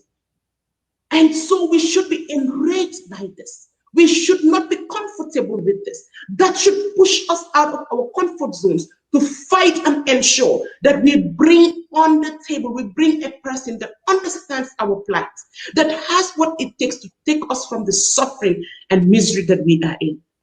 I mean, and this has been my reflection in this 35, as I think of Pdoid, 35 years. I see the sacrifice that some of these leaders have had to make just to get us out of the place, try to get us out of the poverty that we are in. And I'm like, what can I do? What can I do? And I think every Gambian needs to ask that question to themselves. The time is now. Let's make it happen. We can repeat 2016. We can do it if only we come out of our selfish comfort zones and fight for what is right, what is best for our country. Thank you, Mr. Young. Well, listening to you, I sum up your statement to a call to action. The legendary Howard Zinn once wrote that you cannot be neutral in a moving train. Because when the train is moving, you either move one way or the other. You cannot be neutral. And the Gambia now, as you said to liberate our country. You said our women are dying. Our children are failing. We see what is happening to our kids. But there is a solution to that problem. And that solution is none other than the People's Democratic Organization for Independence and Socialism. Because, you see, we must give our country a chance. We have to give our country a chance. Government has not worked for the Gambian people since its inception. This is the time now for us. I think you are listening from an other device, Musa, because you're bringing audio with you. Is it okay now? Yes. This is the time now for us to at least do better for our country. And to do better, we cannot rely on who we know or political expediency. We have to vote what is in the interest of the Gambian people, period. And what is in the interest of the Gambian people will be dependent on the right leader for the Gambian people. Not the person that you like, but the person that you need. Not the leader that you like, but the leadership that you need. And the leadership that Gambia needs is the leadership of Khalifa Abubakar Sallah as we speak. Because he would bring clarity to the leadership. He will bring demonstrative patriotism to the leadership. He would bring demonstrative integrity to the leadership. He does not need to reinvent the wheel, because we've seen him for 35 years in service as a politician, and at least 9 years before that as an ordinary citizen, a civil servant. And throughout that period, he had demonstrated one thing and one thing only, that is love for country and love for people. That's what he done. Like you said earlier, 35 years in politics in Africa, even in the world. Why is Odiabang still new? I'm still hearing myself. Even in the world, scandal-free politics. After 3 decades, I've lived in the United States now for close to 3 decades now. It does not happen. The UK, we're changing its governments like they change clothes. It does not happen. Everywhere else you go, it does not happen. But these are people who can change our country. These are people who have demonstratively shown that they always put Gambia before their personal self. This is why they gave up their jobs. This is why they turned their backs on international appointments. This is why they turned their backs on wealth. This is why they turned their backs on extravagance. And they did not turn their backs for a short period. They have done that for close to 40 years. So if, you know, like all of the you know, naka fendu am fanweri at. There is no person who can mask, falsify a way of life for this long. It will manifest itself. Jiko is very, very, very jealous and always wants to be known. Jiko is like Donald Trump. Your character is like Trump. They always want to be seen. They always want to be manifested. They don't want to sit and not be known. So if you see what Khalifa, Sidia, the whole leadership have been doing, it is enough to tell you that they can salvage our country. Yes. And this is why the call to action is for each and every Gambian. Because I believe 100% that 99.9% Gambians, even the biggest detractors of DOI, if you ask them in their quiet moments, they will tell you, you know what? I trust Khalifa Sallah with my life. I know he is never going to go astray with our government. I know he will be a serious president. I know he will not steal our money. I know he was not going to mismanage our money. I know he's not going to violate our rights. So if you believe that and you support DOI, all we are asking you is, first, organize, mobilize. Yeah. Let's mobilize resources. Your $35 is your $35, your 35 euros, your 35 pounds, your 35 rupees, your 35, whatever you want to go, Ghana cedis, it doesn't matter. That is one step. Talk to the people that you know. We have an election to win. And we are not here just for the sake of it.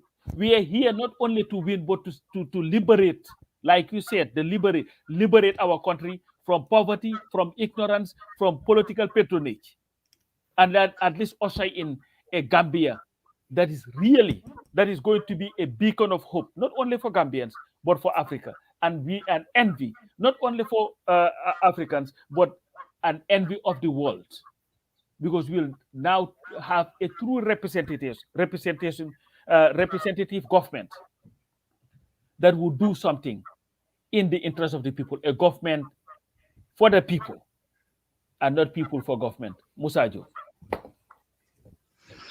Wow, jërëjëf coach waxtaan bi am na solo gars yi sax xam nañ ma léegi gis naa ne su ma dugasee rek gars yi ne monument bi egsi na man moom rek laay jël di ci suuf coach jaay seen yaram tàngana mu ngoog nañ dégg ci ko si waa Banjul seen yaram tàngana ñu ne daal ñoom daal dinaa yónni ma yónni leen ay nit rek ñu defante ak ñoom mu ngoog bu baax a baax Adama Jeng Omar Sow Abdoulaye Cole, Sédhiou Cole, Mohamed Cissé ñii daal ñu ne pare nañoo defante ak parti bi am na benn kilifa gu mag tamit nag muy si réew ma mu ne ma Moussa foo duga dinaa fa duga waaw dinaa defante ak yow Ibu Sagna tamit dugal na 35 pounds. Wonderful, thank you. Wow.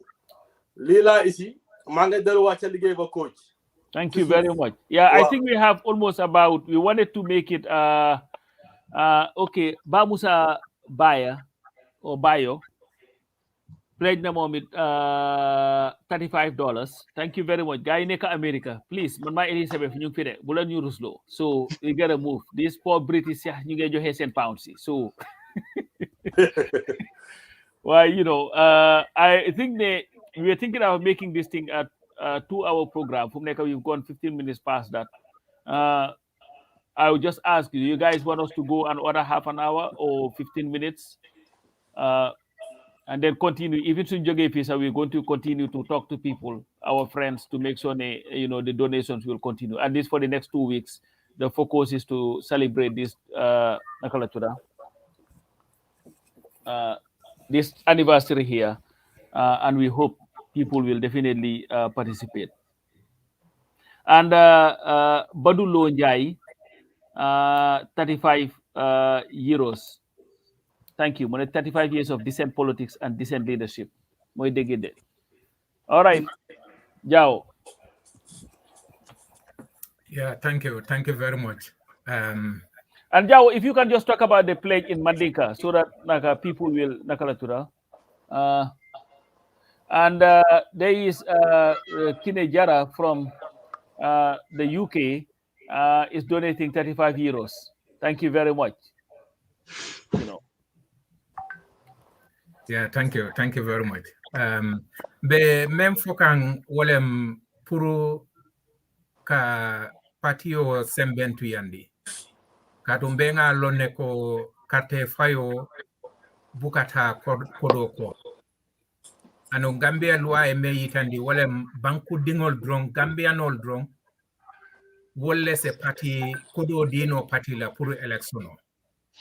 So kamala momoya lonko ay doy support doy la kuma kango doy ka memfo comme ni tole banko ta be banko ta mandila nyame pour ka molbe bondi batakono ni o mo kumoleti me alonko adunde sondo mo kono ando ilata wo kumola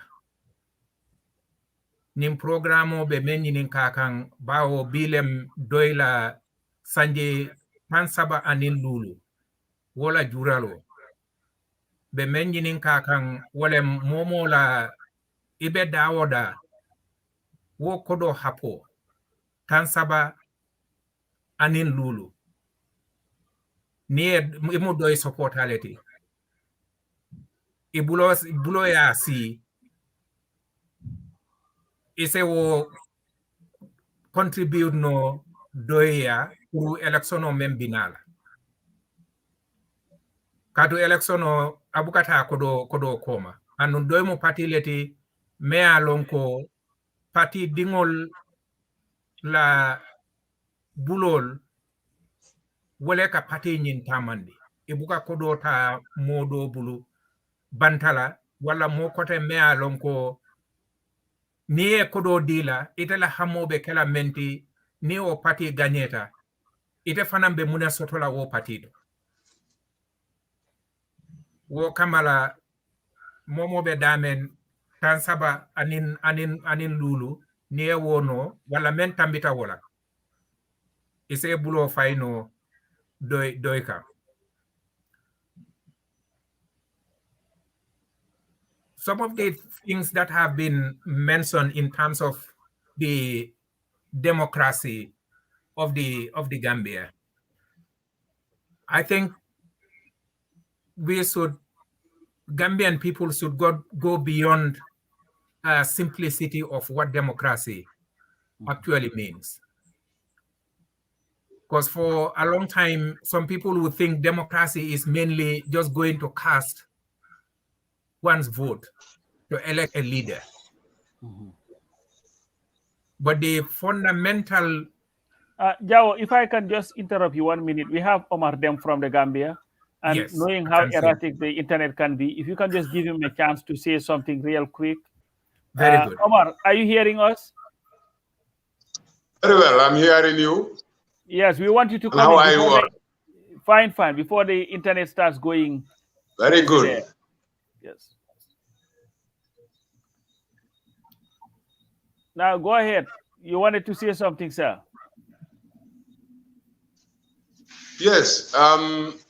I just wanted to add a few words into this discussion. Thank you. That is one or two things, let's say.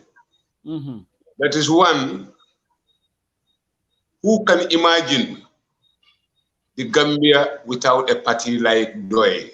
Can anybody have the imagination to think, how would Gambia look like if it has existed without a party, that party called PDOIS, and that has the values of PDOIS? Which is a fundamental question that each Gambian must ask yourself. Looking at where PDOIS took the country from in terms of the system of politics that existed, and then you look at where we are now. Honestly speaking, any honest political analyst would agree that without a party like PDOIS in the Gambia, by now it would have been a different ball game completely. Definitely. Anything could have happened. The PDOIS have been here all the time trying to put a country together and not to allow it to disintegrate and disappear from the maps, which certainly we had politicians whose direction, if allowed to continue, the end result was going to be just that, nothing less. That's one. And two, this December 4th election that is coming, each Gambian must think soberly. People are not calling on voters to vote for PDOIS just because we love PDOIS. No, it is a situation where, if unfortunately for the Gambia, if you fail to vote in a party like PDOIS, then what have failed to happen for the past 56 years is already, the writing is on the wall. I can prove it. We have a sitting president who is already afraid of handing over to a particular political party, which we all know. And we have a political party that is ready for anything except to allow the sitting president to continue, because each of them, it decides their future, their lives, their everything. This election decides not for the interest of the country per se. So absolutely, only PDOIS can unify this nation today. The only thing of the development is after we are unified. If we are divided, then I think there is nothing like development that should be talked about. And then, therefore, PDOIS has the opportunity this time around again to bring the Gambia together again and become a united country and focus on development. And this election is going to decide which Gambia we're going to have. And without PDOIS forming the next government, well, for me, I'm afraid what it may look like. That's just these few things I wanted to say. And then I will be proud to tell you that we have pledges from the Gambia as well in my area here, which is Abdullah Boy of Jahanga, $35. Fatu Sur of Jahanga, $35. Ahmad Taho of Bansang, $35. You have already mentioned my name. You have Amullah Mbai of Bansang, $100. And I think the others have already paid. And I have already, okay, Aliu Fall also of Bansang, $100. And we have a women's organization here that is these Asusu women that have taught how to become PDOIS supporters. From their Asusu, they have contributed $1,000 towards the anniversary. I wish everybody a happy anniversary, and then which we celebrate the next anniversary as a PDOIS government. Thank you all. Thank you, our regional coordinator, and we'll raise the fund so that you and your team will be able to get to every Gambian in every nook and cranny of that country and sell the message of our party, because it's the message that can salvage our nation. We thank you so very much for your sacrifice, and thank all the volunteers, the ward constituency, regional coordinators, and all the militants of the party, the activists, and everybody, and tell them, you know what, we must not despair. We must continue this work. And if anybody wants to feel desperate or want to despair, just look at Sambu, Baba, and look at somebody who had pretty much put his whole life on hold, just so that he would fight to liberate our country.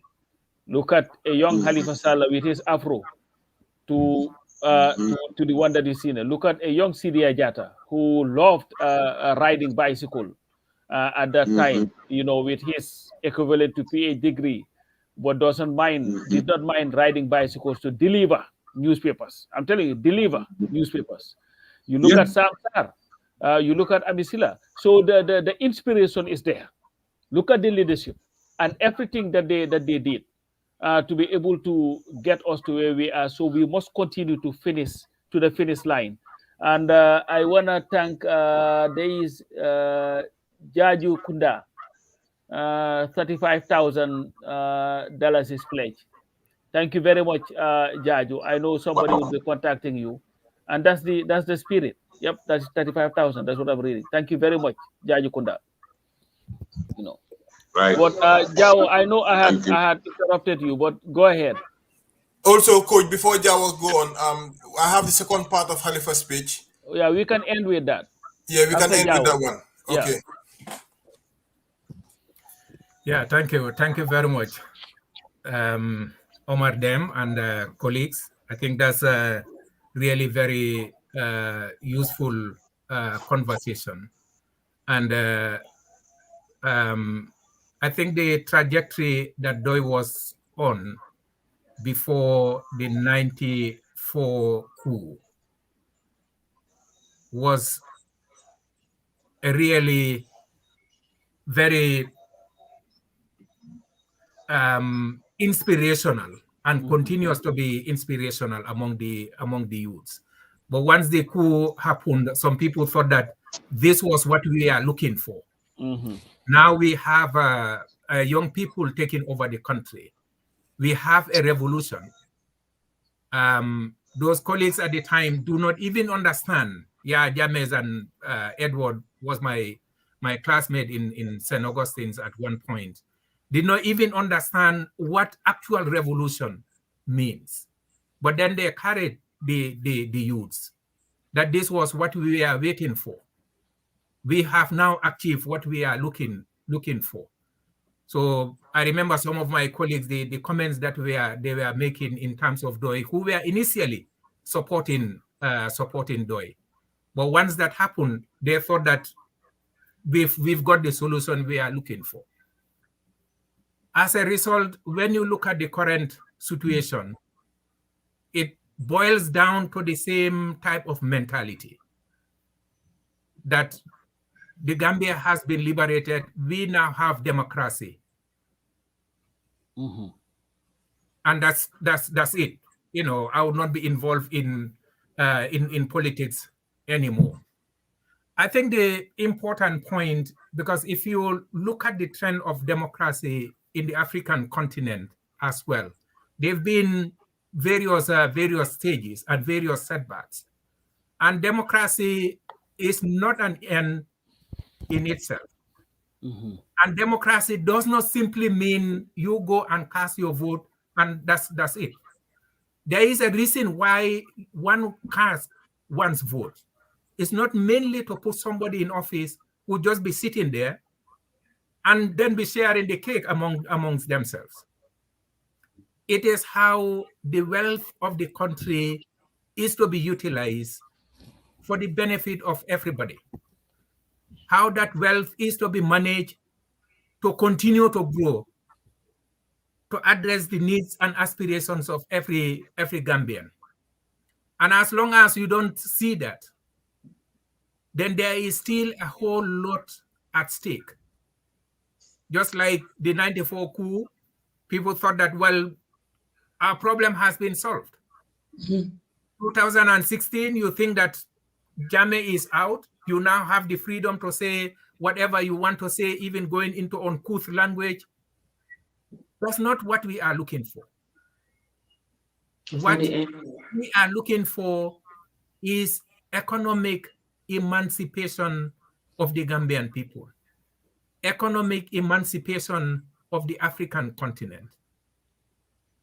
The saddest thing about Africa is the fact that in reality, it is the richest continent under the sun, but it has the poorest people on earth. The reason behind that is very clear, and that is why in terms of elections, any party that is in a position to address that abnormality, that would be the fundamental basis for one to make one's decision. And for the Gambia, there is no political party that has the policies and programs that would economically empower the Gambian people. Not only liberate the Gambian people, but also set an example for the African continent in terms of how the African continent is to be liberated and empowered economically. You look at what some of the countries, Honorable Salah mentioned the PP during the time of the PPP, the budget support that the PPP was getting from donors. Some countries still continue to get that. Like 30% of your budget is supported from outside of the Gambia. Currently, a huge percentage of the cereals consumed in the Gambia are imported when we have massive water sources.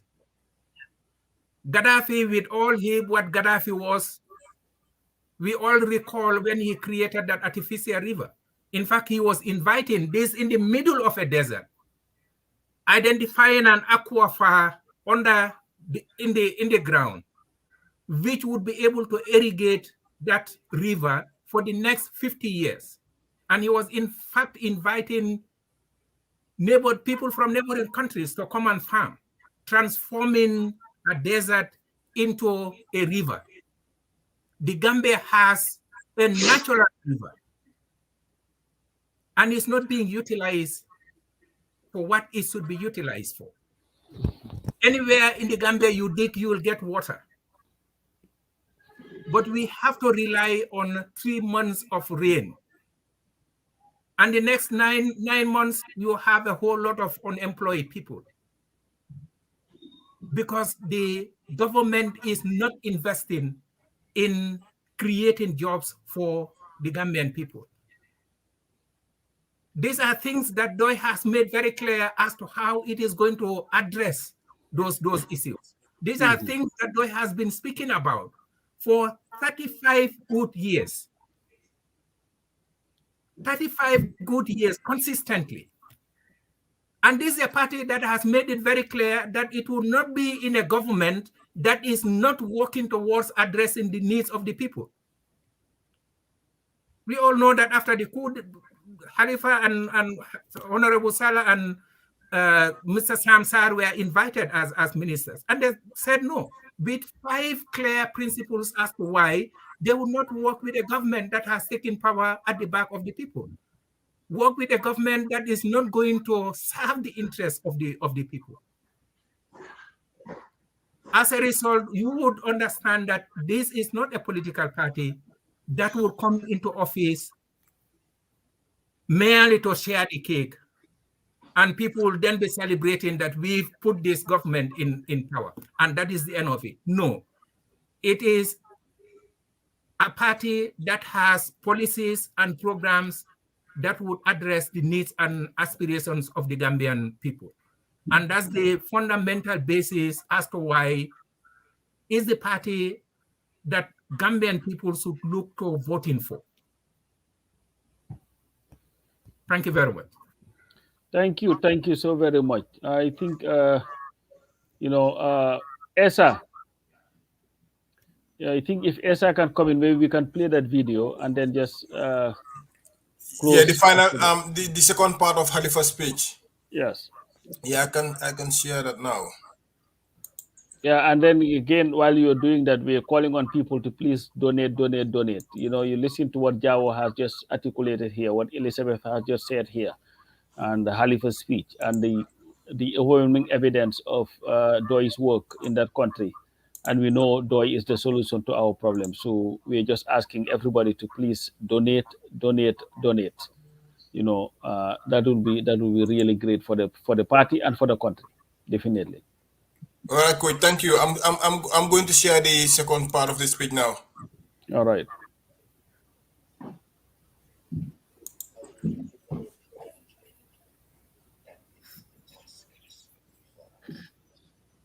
We are confident that we have winners. With the First Republic did not make any effort to try to search for enhance.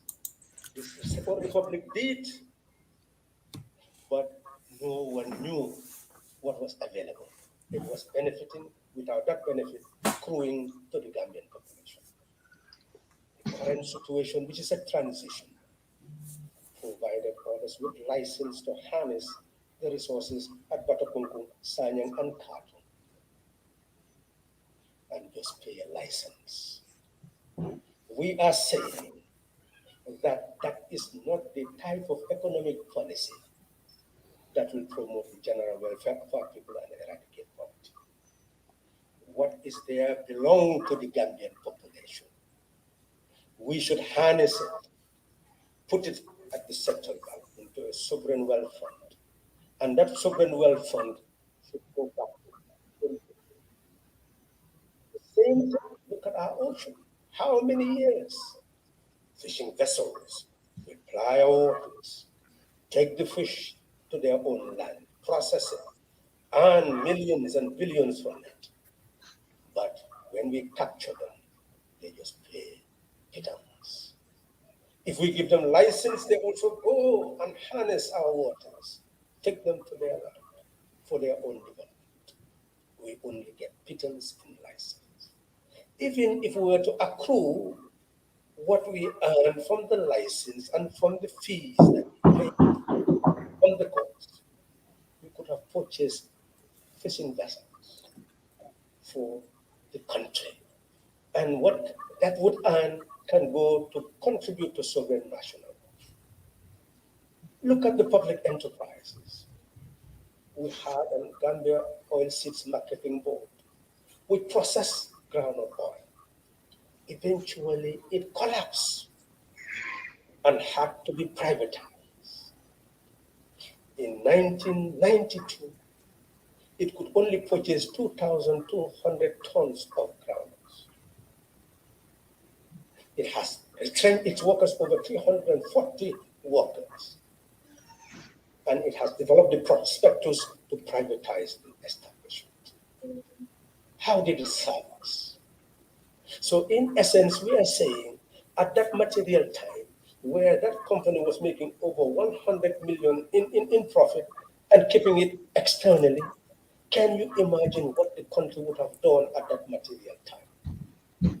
How we would have invested in getting machinery to be able to process our cotton, process our fruits, process our vegetables. All this could have been processed into finished products, and we could have marketed them, provide jobs for our population, and also ensure that we earn foreign exchange.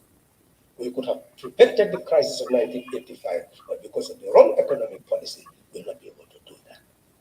That is why Pdoid is saying that we must ensure that that sovereign national wealth from our public enterprises, from our ocean, from our minerals, and many more areas, sources, we should put into a sovereign wealth fund at the central bank, transform into a cooperative bank. And that cooperative bank will enable the country to deal with the problem of our rural area and the problem of the urban area. For the rural area, we'll be able to give seed, fertilizer, farming implements to the farmers. And they will produce and pay back in a revolving fund what they have been given to produce, so that they will continue to access the resources. The cooperative bank will create a marketing facility which will go to those who are producing vegetables and buy it at the farms, and be able to supply those who will sell retail. And the bank will assist those who want to sell retail so that they will be able to get what they need in terms of freezers at every junction, so that what the people need in terms of goods, they will be able to get directly from their communities in a sustainable way. So it's very clear that it is through the sovereign national wealth fund that we build the basis of the economy, the earning capacity of the economy. We'll eradicate the problem of the civil service by engaging in both consumption-based and production-based welfare. We will increase the salary earning of those civil servants, but not only that, they'll be provided with consumption-based welfare, such as free lunch, free breakfast, transportation, ensuring that housing schemes are developed where they will be paid and owned as they move from one year to the other until the property becomes theirs. We will be able to ensure that the civil servant will move from the starvation wages that exist today. We are capable of doing that. We will be making that judicious decision that income must be based on the quantity and the quality of work done. We as the route to eradicating poverty in the Gambia. We will do so by using the cooperative bank to assist every village, every community to have an income generating facility. If there are ponds, they will engage in aquaculture. If they have land or forests, they will be able to engage in exploiting their own facility. And when they sell it, that will go into the coffers of the village, so that they'll be able to provide the milling machines, labor-saving devices that the women will need in those villages.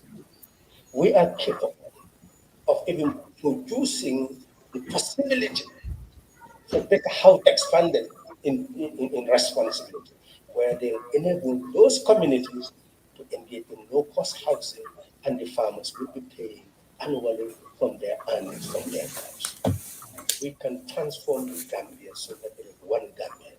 The law of balance and proportional development will be instituted so that the rural and the urban area will develop side by side, and consequently create one country that is loved by all because of its capacity to eradicate poverty, its capacity to eradicate injustice, its capacity to eradicate ignorance.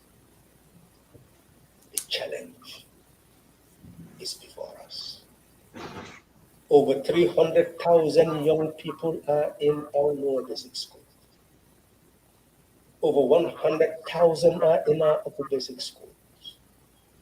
Over 68,000 are in our senior secondary schools.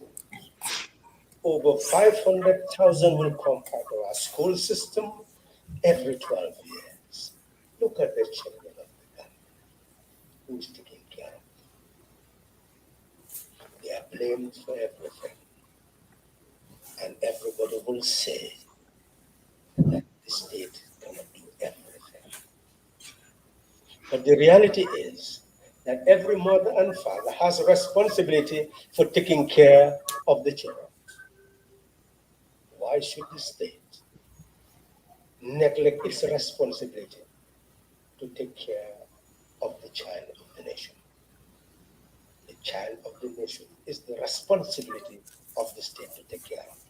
And that's why Pdoid came into being in 1987 86. To the road where we can ensure that that child will, before birth, will have a mother who is protected by the nation, cared for by the nation, sheltered by the nation, so that upon birth, the nation will accompany that child through early childhood, through basic education, to upper basic, to senior secondary school, to 12 years, and then after 12 years, to national service, where the person will learn where to gather more information and knowledge in order to live a productive life. Then that whole vision that has been injected in our minds, that a person should not ask what a nation can do for you, but should ask what you will do for your nation, will be set aside. And we will know that each child must demand what the nation will do for him or her. And after that 12 years of nurturing by the nation and support by the nation, will then go into training.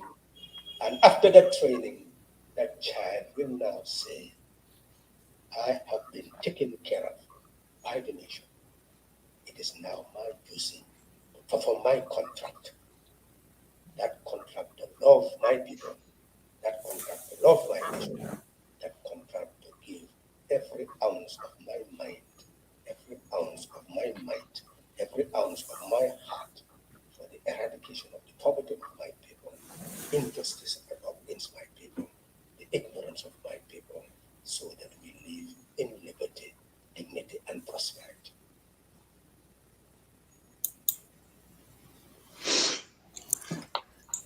Wow. Jërëjëf waay Salangari. Wow. I think that sums it up. So we have 15 minutes to go.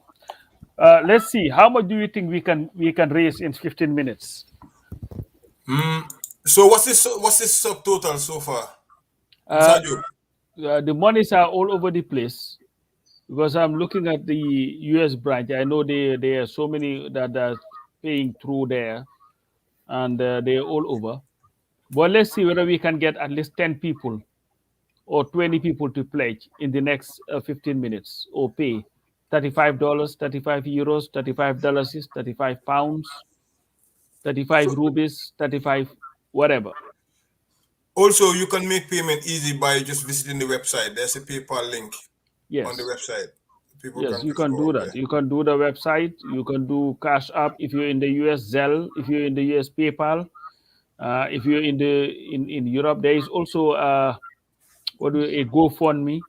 I think the Europe branch also has a PayPal, a bank account. There is also a bank account here in the US that can be used.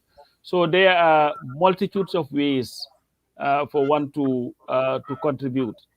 So James Wilson wants to pledge. James, we are all ears. We are listening to you, and so especially where you are, we'll be able to provide you with the link of how to pay and all that.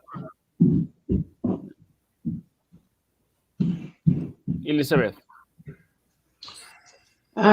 Yeah, let the pledges keep coming. We need that money. I saw somebody say we need to build the confidence of the people by, getting the numbers.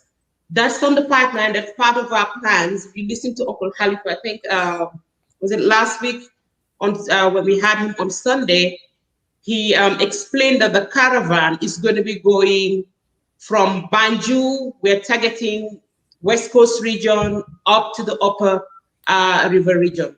So that's in the plans. And we want the youths to come out in your numbers. Don't just say, okay, I'm a DOI and stop there. That's the first step. The next step is identify with groups with the, wherever DOI is. If you are in Serekunda, you know where the bureau is. I think we have one in URA. Wherever DOI members are, mobilize, organize yourself. You don't have to be a big group, 5 people. Meet people in their attire booths, meet families, meet people in their homes, and sell the message to them. Everybody has to needs the opportunity to understand who we are, what we have to offer as a party when we come into power. And so, listening to, Uncle Halifa explain our policies, you just, get to see that the Pdoid leadership did not just wake up from the bed and write policies, or they did not go copycatting, studying other people's policies and putting it together. They have taught and studied the country and understand very well what our problem is. And these policies specifically address the problems that we are dealing with. And so one thing that he said that really touched me is about the child is the child of the country, and the country has a responsibility to bring up that child so that they do not become a failure. The child is not just the child of the parents, but it's also the child of the country. So we should not be told, ask what you can do for your country and not what your country can do for you. We're flipping it the other way around. Now, those who said it in the West, I think it was a saying by one US president, we understand their context. They take care of their people. They have a welfare, system in place, taking care of the poor. They have good education system. There is not much want for that child growing up. They have all that they need. So when you get to a point where you have your response, then you can say, okay, now what can I do for my country? But at this point in time, the country has not given Gambians much. We deserve better. We are demanding for better. We want what is best for our country, and we are demanding that the resources that are in the control of the hands of the government, we have given you the power to control those resources. And so we are expecting you to use those resources judiciously for the benefit of every single Gambian, every single child, every single woman, every single citizen, of our country. So we are expecting much, but like the saying says, you cannot grow an orange tree and expect to harvest apple fruits. We need to be able to put people in power who will give us the results that we need. And leaders like Pdoid leaders will give us that result that we need. So it is in our hands. We have the power to change the trajectory that we are in, the poverty, the suffering that we are in. We can do it with our votes by mobilizing, by donating, by ensuring that we go out and vote come December 4th for PDOIS. Thank you, guys.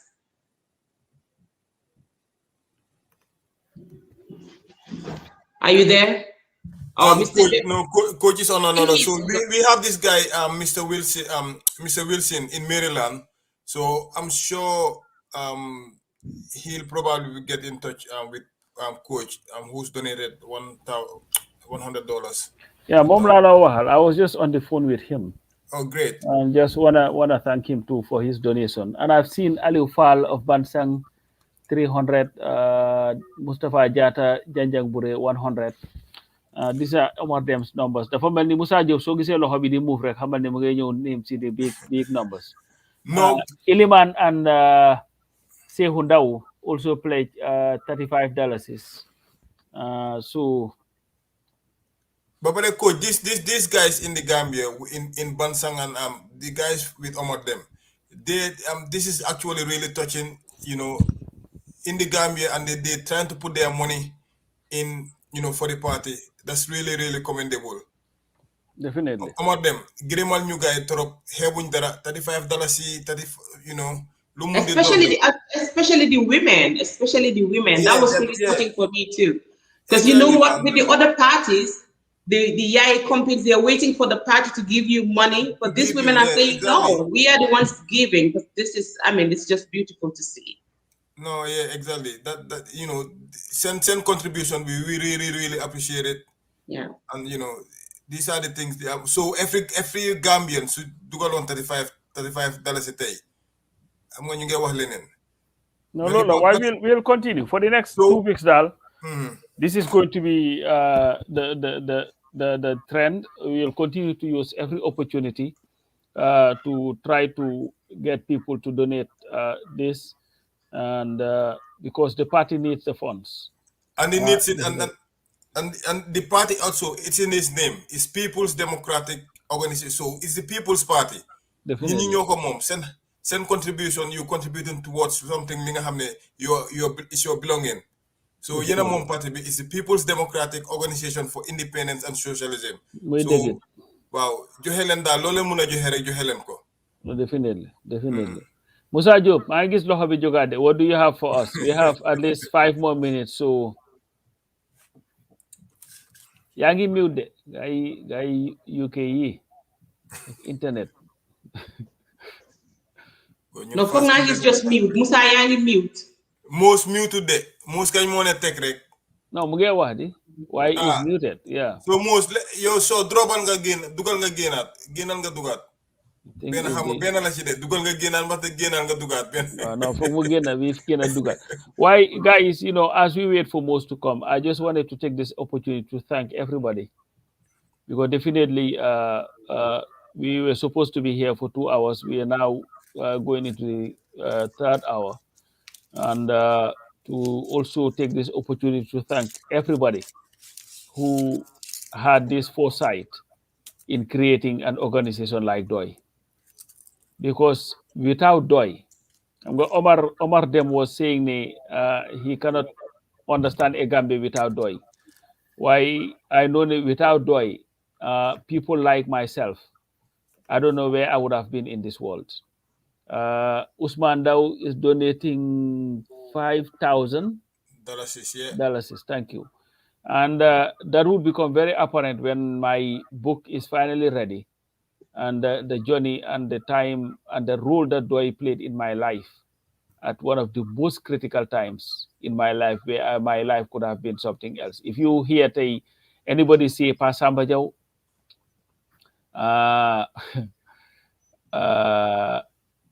am nga olof dañ ne su lekk-lekkee naka alom war na ko gërëmee coy, so but that would come. So I just want to thank the leadership for their sacrifice and for the many lives that they have molded into responsible citizens of our country today. Why Musa Diop?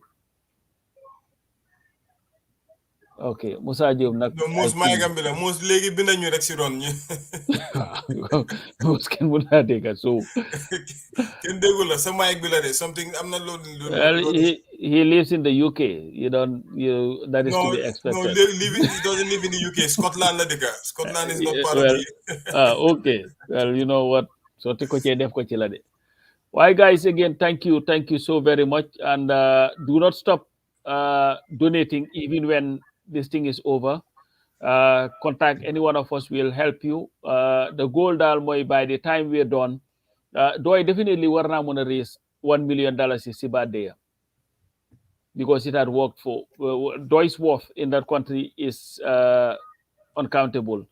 And there is an Aminjai Kamara, $1,000. Thank you very much. I love the people on the ground too, like you said, Esa, because with all their challenges and their struggles and their meager resources, they are ready to dip in their pockets to really help with this, and definitely give tribute to all our comrades who cannot be here today, and to assure them that the struggle for a Gambia of liberty, dignity, and prosperity continues unabated. So for the guys on the ground. Oh, okay. Amin Jai la Raki Sheikh. All right. Raki Fala Sheikh. Thank you, Amin Jai. Parce que lola don't like it. Come who's coordinating this to get in touch with these people on the ground so that they can well, he is getting the list. What's his name? Musa Diop. And then you'll be working with Aminata Pin ak Nyam Ansumana ak Nyam Alpha to make sure those monies are collected. Well, most new one looks like audio is all right now. Well, ñëw na indiwale audio si boppam. Wow, sorry, balalen ma. Affaire yi dafa xawoon a càng coach. Waaye coach Ousmane Dia. Mom doon na $35. Ousmane Dia ni habit Gambia. Yep.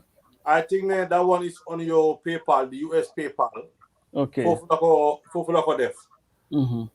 Amna Abdoulaye Balde, who is in Germany also. Mom tam pledge na €35 which he's gonna give it to Aruna on Monday. I was trying to fight you guys, but definitely, coach, yo, yeah, Jaju Kunda, Munumana here. So I also put another extra 95 pounds towards towards the 105 pounds to make it 200. Wonderful. Baparadi fatali guy direct Tisadi Solni, bu Esa Sol ak Jao ak Bima Solni. So we are selling them for 20 pounds. That includes the postage. Kuko Buga, you can contact Nyom Sami, Esa, Ancha, Aruna, and Malik Bama in Switzerland. Gang, I'm a taxi. Anyway, coach, watan bi munuma se wax lu bari tay because man mom xaliss rek lay wur. Why message be definitely I'm not solo because Nyom Khalifa, the leadership itself, certain contribution in Gambia, munu len ko fay.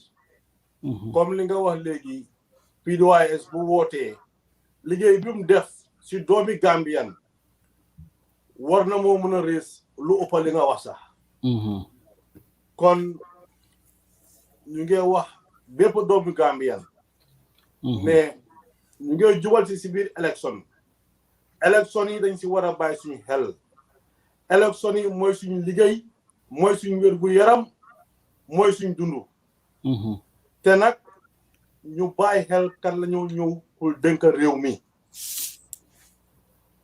politique jotati na ku nekk dina jóg pour naxaate saaku maalo yi fii xaalis fële gis nañ fi gaali yan luut si keroog luñ fi def politiciens yi ñëw di leen jox saaku maalo ñu ne ñun liggéey lañ soxla te PDOIS liggéey boobu la moo wax ne soo leen ko falee dina leen créatal ay job opportunities ngeen mun a liggéey ci biir réew mi mun a tera ci biir réew mi am wér gu yaram ci biir réew mi jànga ci biir réew mi kon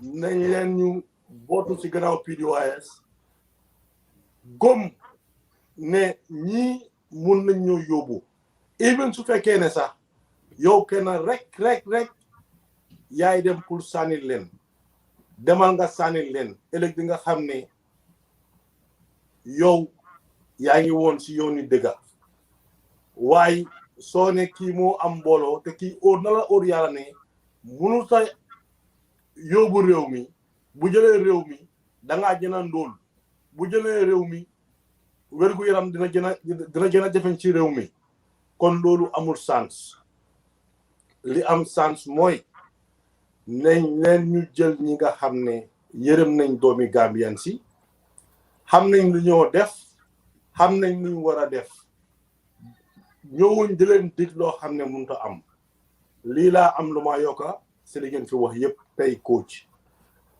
jërë ngeen jëf nag yéen ñëpp ñi nga xam ne jël ngeen seen time dugal ngeen seen xaalis si biir parti bi te lii dafa war a nekk loo xam ne lu war a sax la ndax buñ buggee rek jàppa ñun ñëpp buñ poussé liñ bëgg a dinañ ko am. Thank you very much. Thank you guys. So I think we can just go around and then just say our last words on this program so that we'll just end this thing and continue to work our phones and try to encourage more people to donate.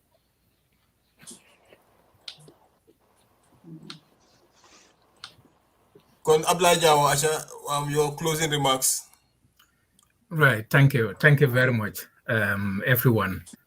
I think the fundamental basis of the existence of a country is something that need re-echoing. Because if you look at the region that is called the Gambia currently, what you used to obtain was kings or mansas who were loading it on the people. People were working for those kings. And that's where we have this issue of Mansa Kunda, where the leaders, the people existed for the leaders instead of the other way around. And when the British and the French, who had their own challenges and troubles and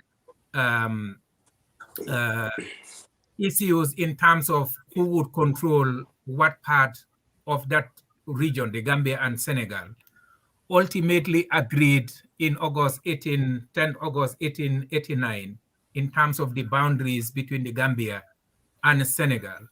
They did not do it for the Gambian or the Senegalese people.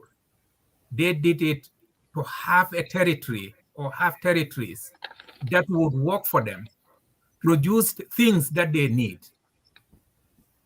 for the British and the French. And the issue of liberation of those countries, including all other colonized people, was precisely to ensure that people would work for themselves. People would elect leaders who would serve their interests. That is the basis of having a country. And if you look at what Honorable Salah mentioned in terms of having 300,000 people, students from the lower basic, 200,000 from the upper basic, and ultimately having 500,000 children coming from the educational system in the Gambia. How do we plan for the future of those children?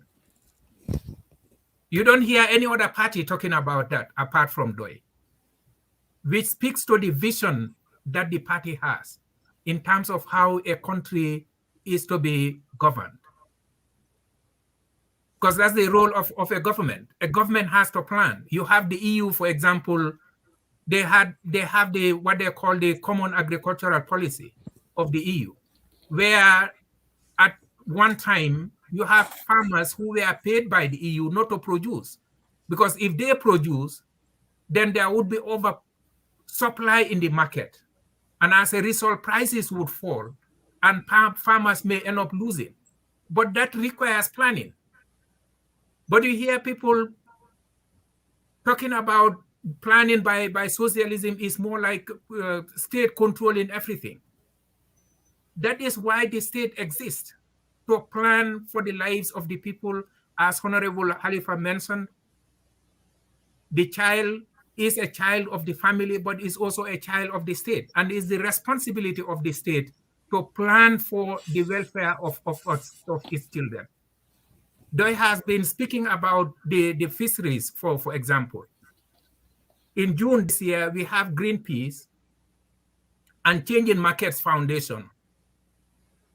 They produce a report in terms of how the fisheries sector in West Africa is being exploited by external sources. We know of the EU agreement, for example. But one of the highlights of that report is that the amount of tons that are being produced from West Africa, fish that is being produced from West Africa, is enough to feed 33 million people. And they're quoting Gambia, Senegal, and Mauritania. And if you look at the population of those three countries, it's 23 million. And that report is telling us that the fish that is being produced, being caught in those three countries, is adequate to feed 33 million people. But all that fish is being exported and used for agriculture, for other people's benefit. These are things that PDOIS has been speaking about for a very, very long time in terms of how the fishing industry could be better managed to create jobs, create employment for the Gambian people. And it is high time that the Gambian voter realize that they have to vote for a party that is in a position to address their needs and aspirations. And the issue of waiting to be given bag of rice or $1,000 or $2,000 or $5,000 to vote for a party should be over. Because anybody who is doing that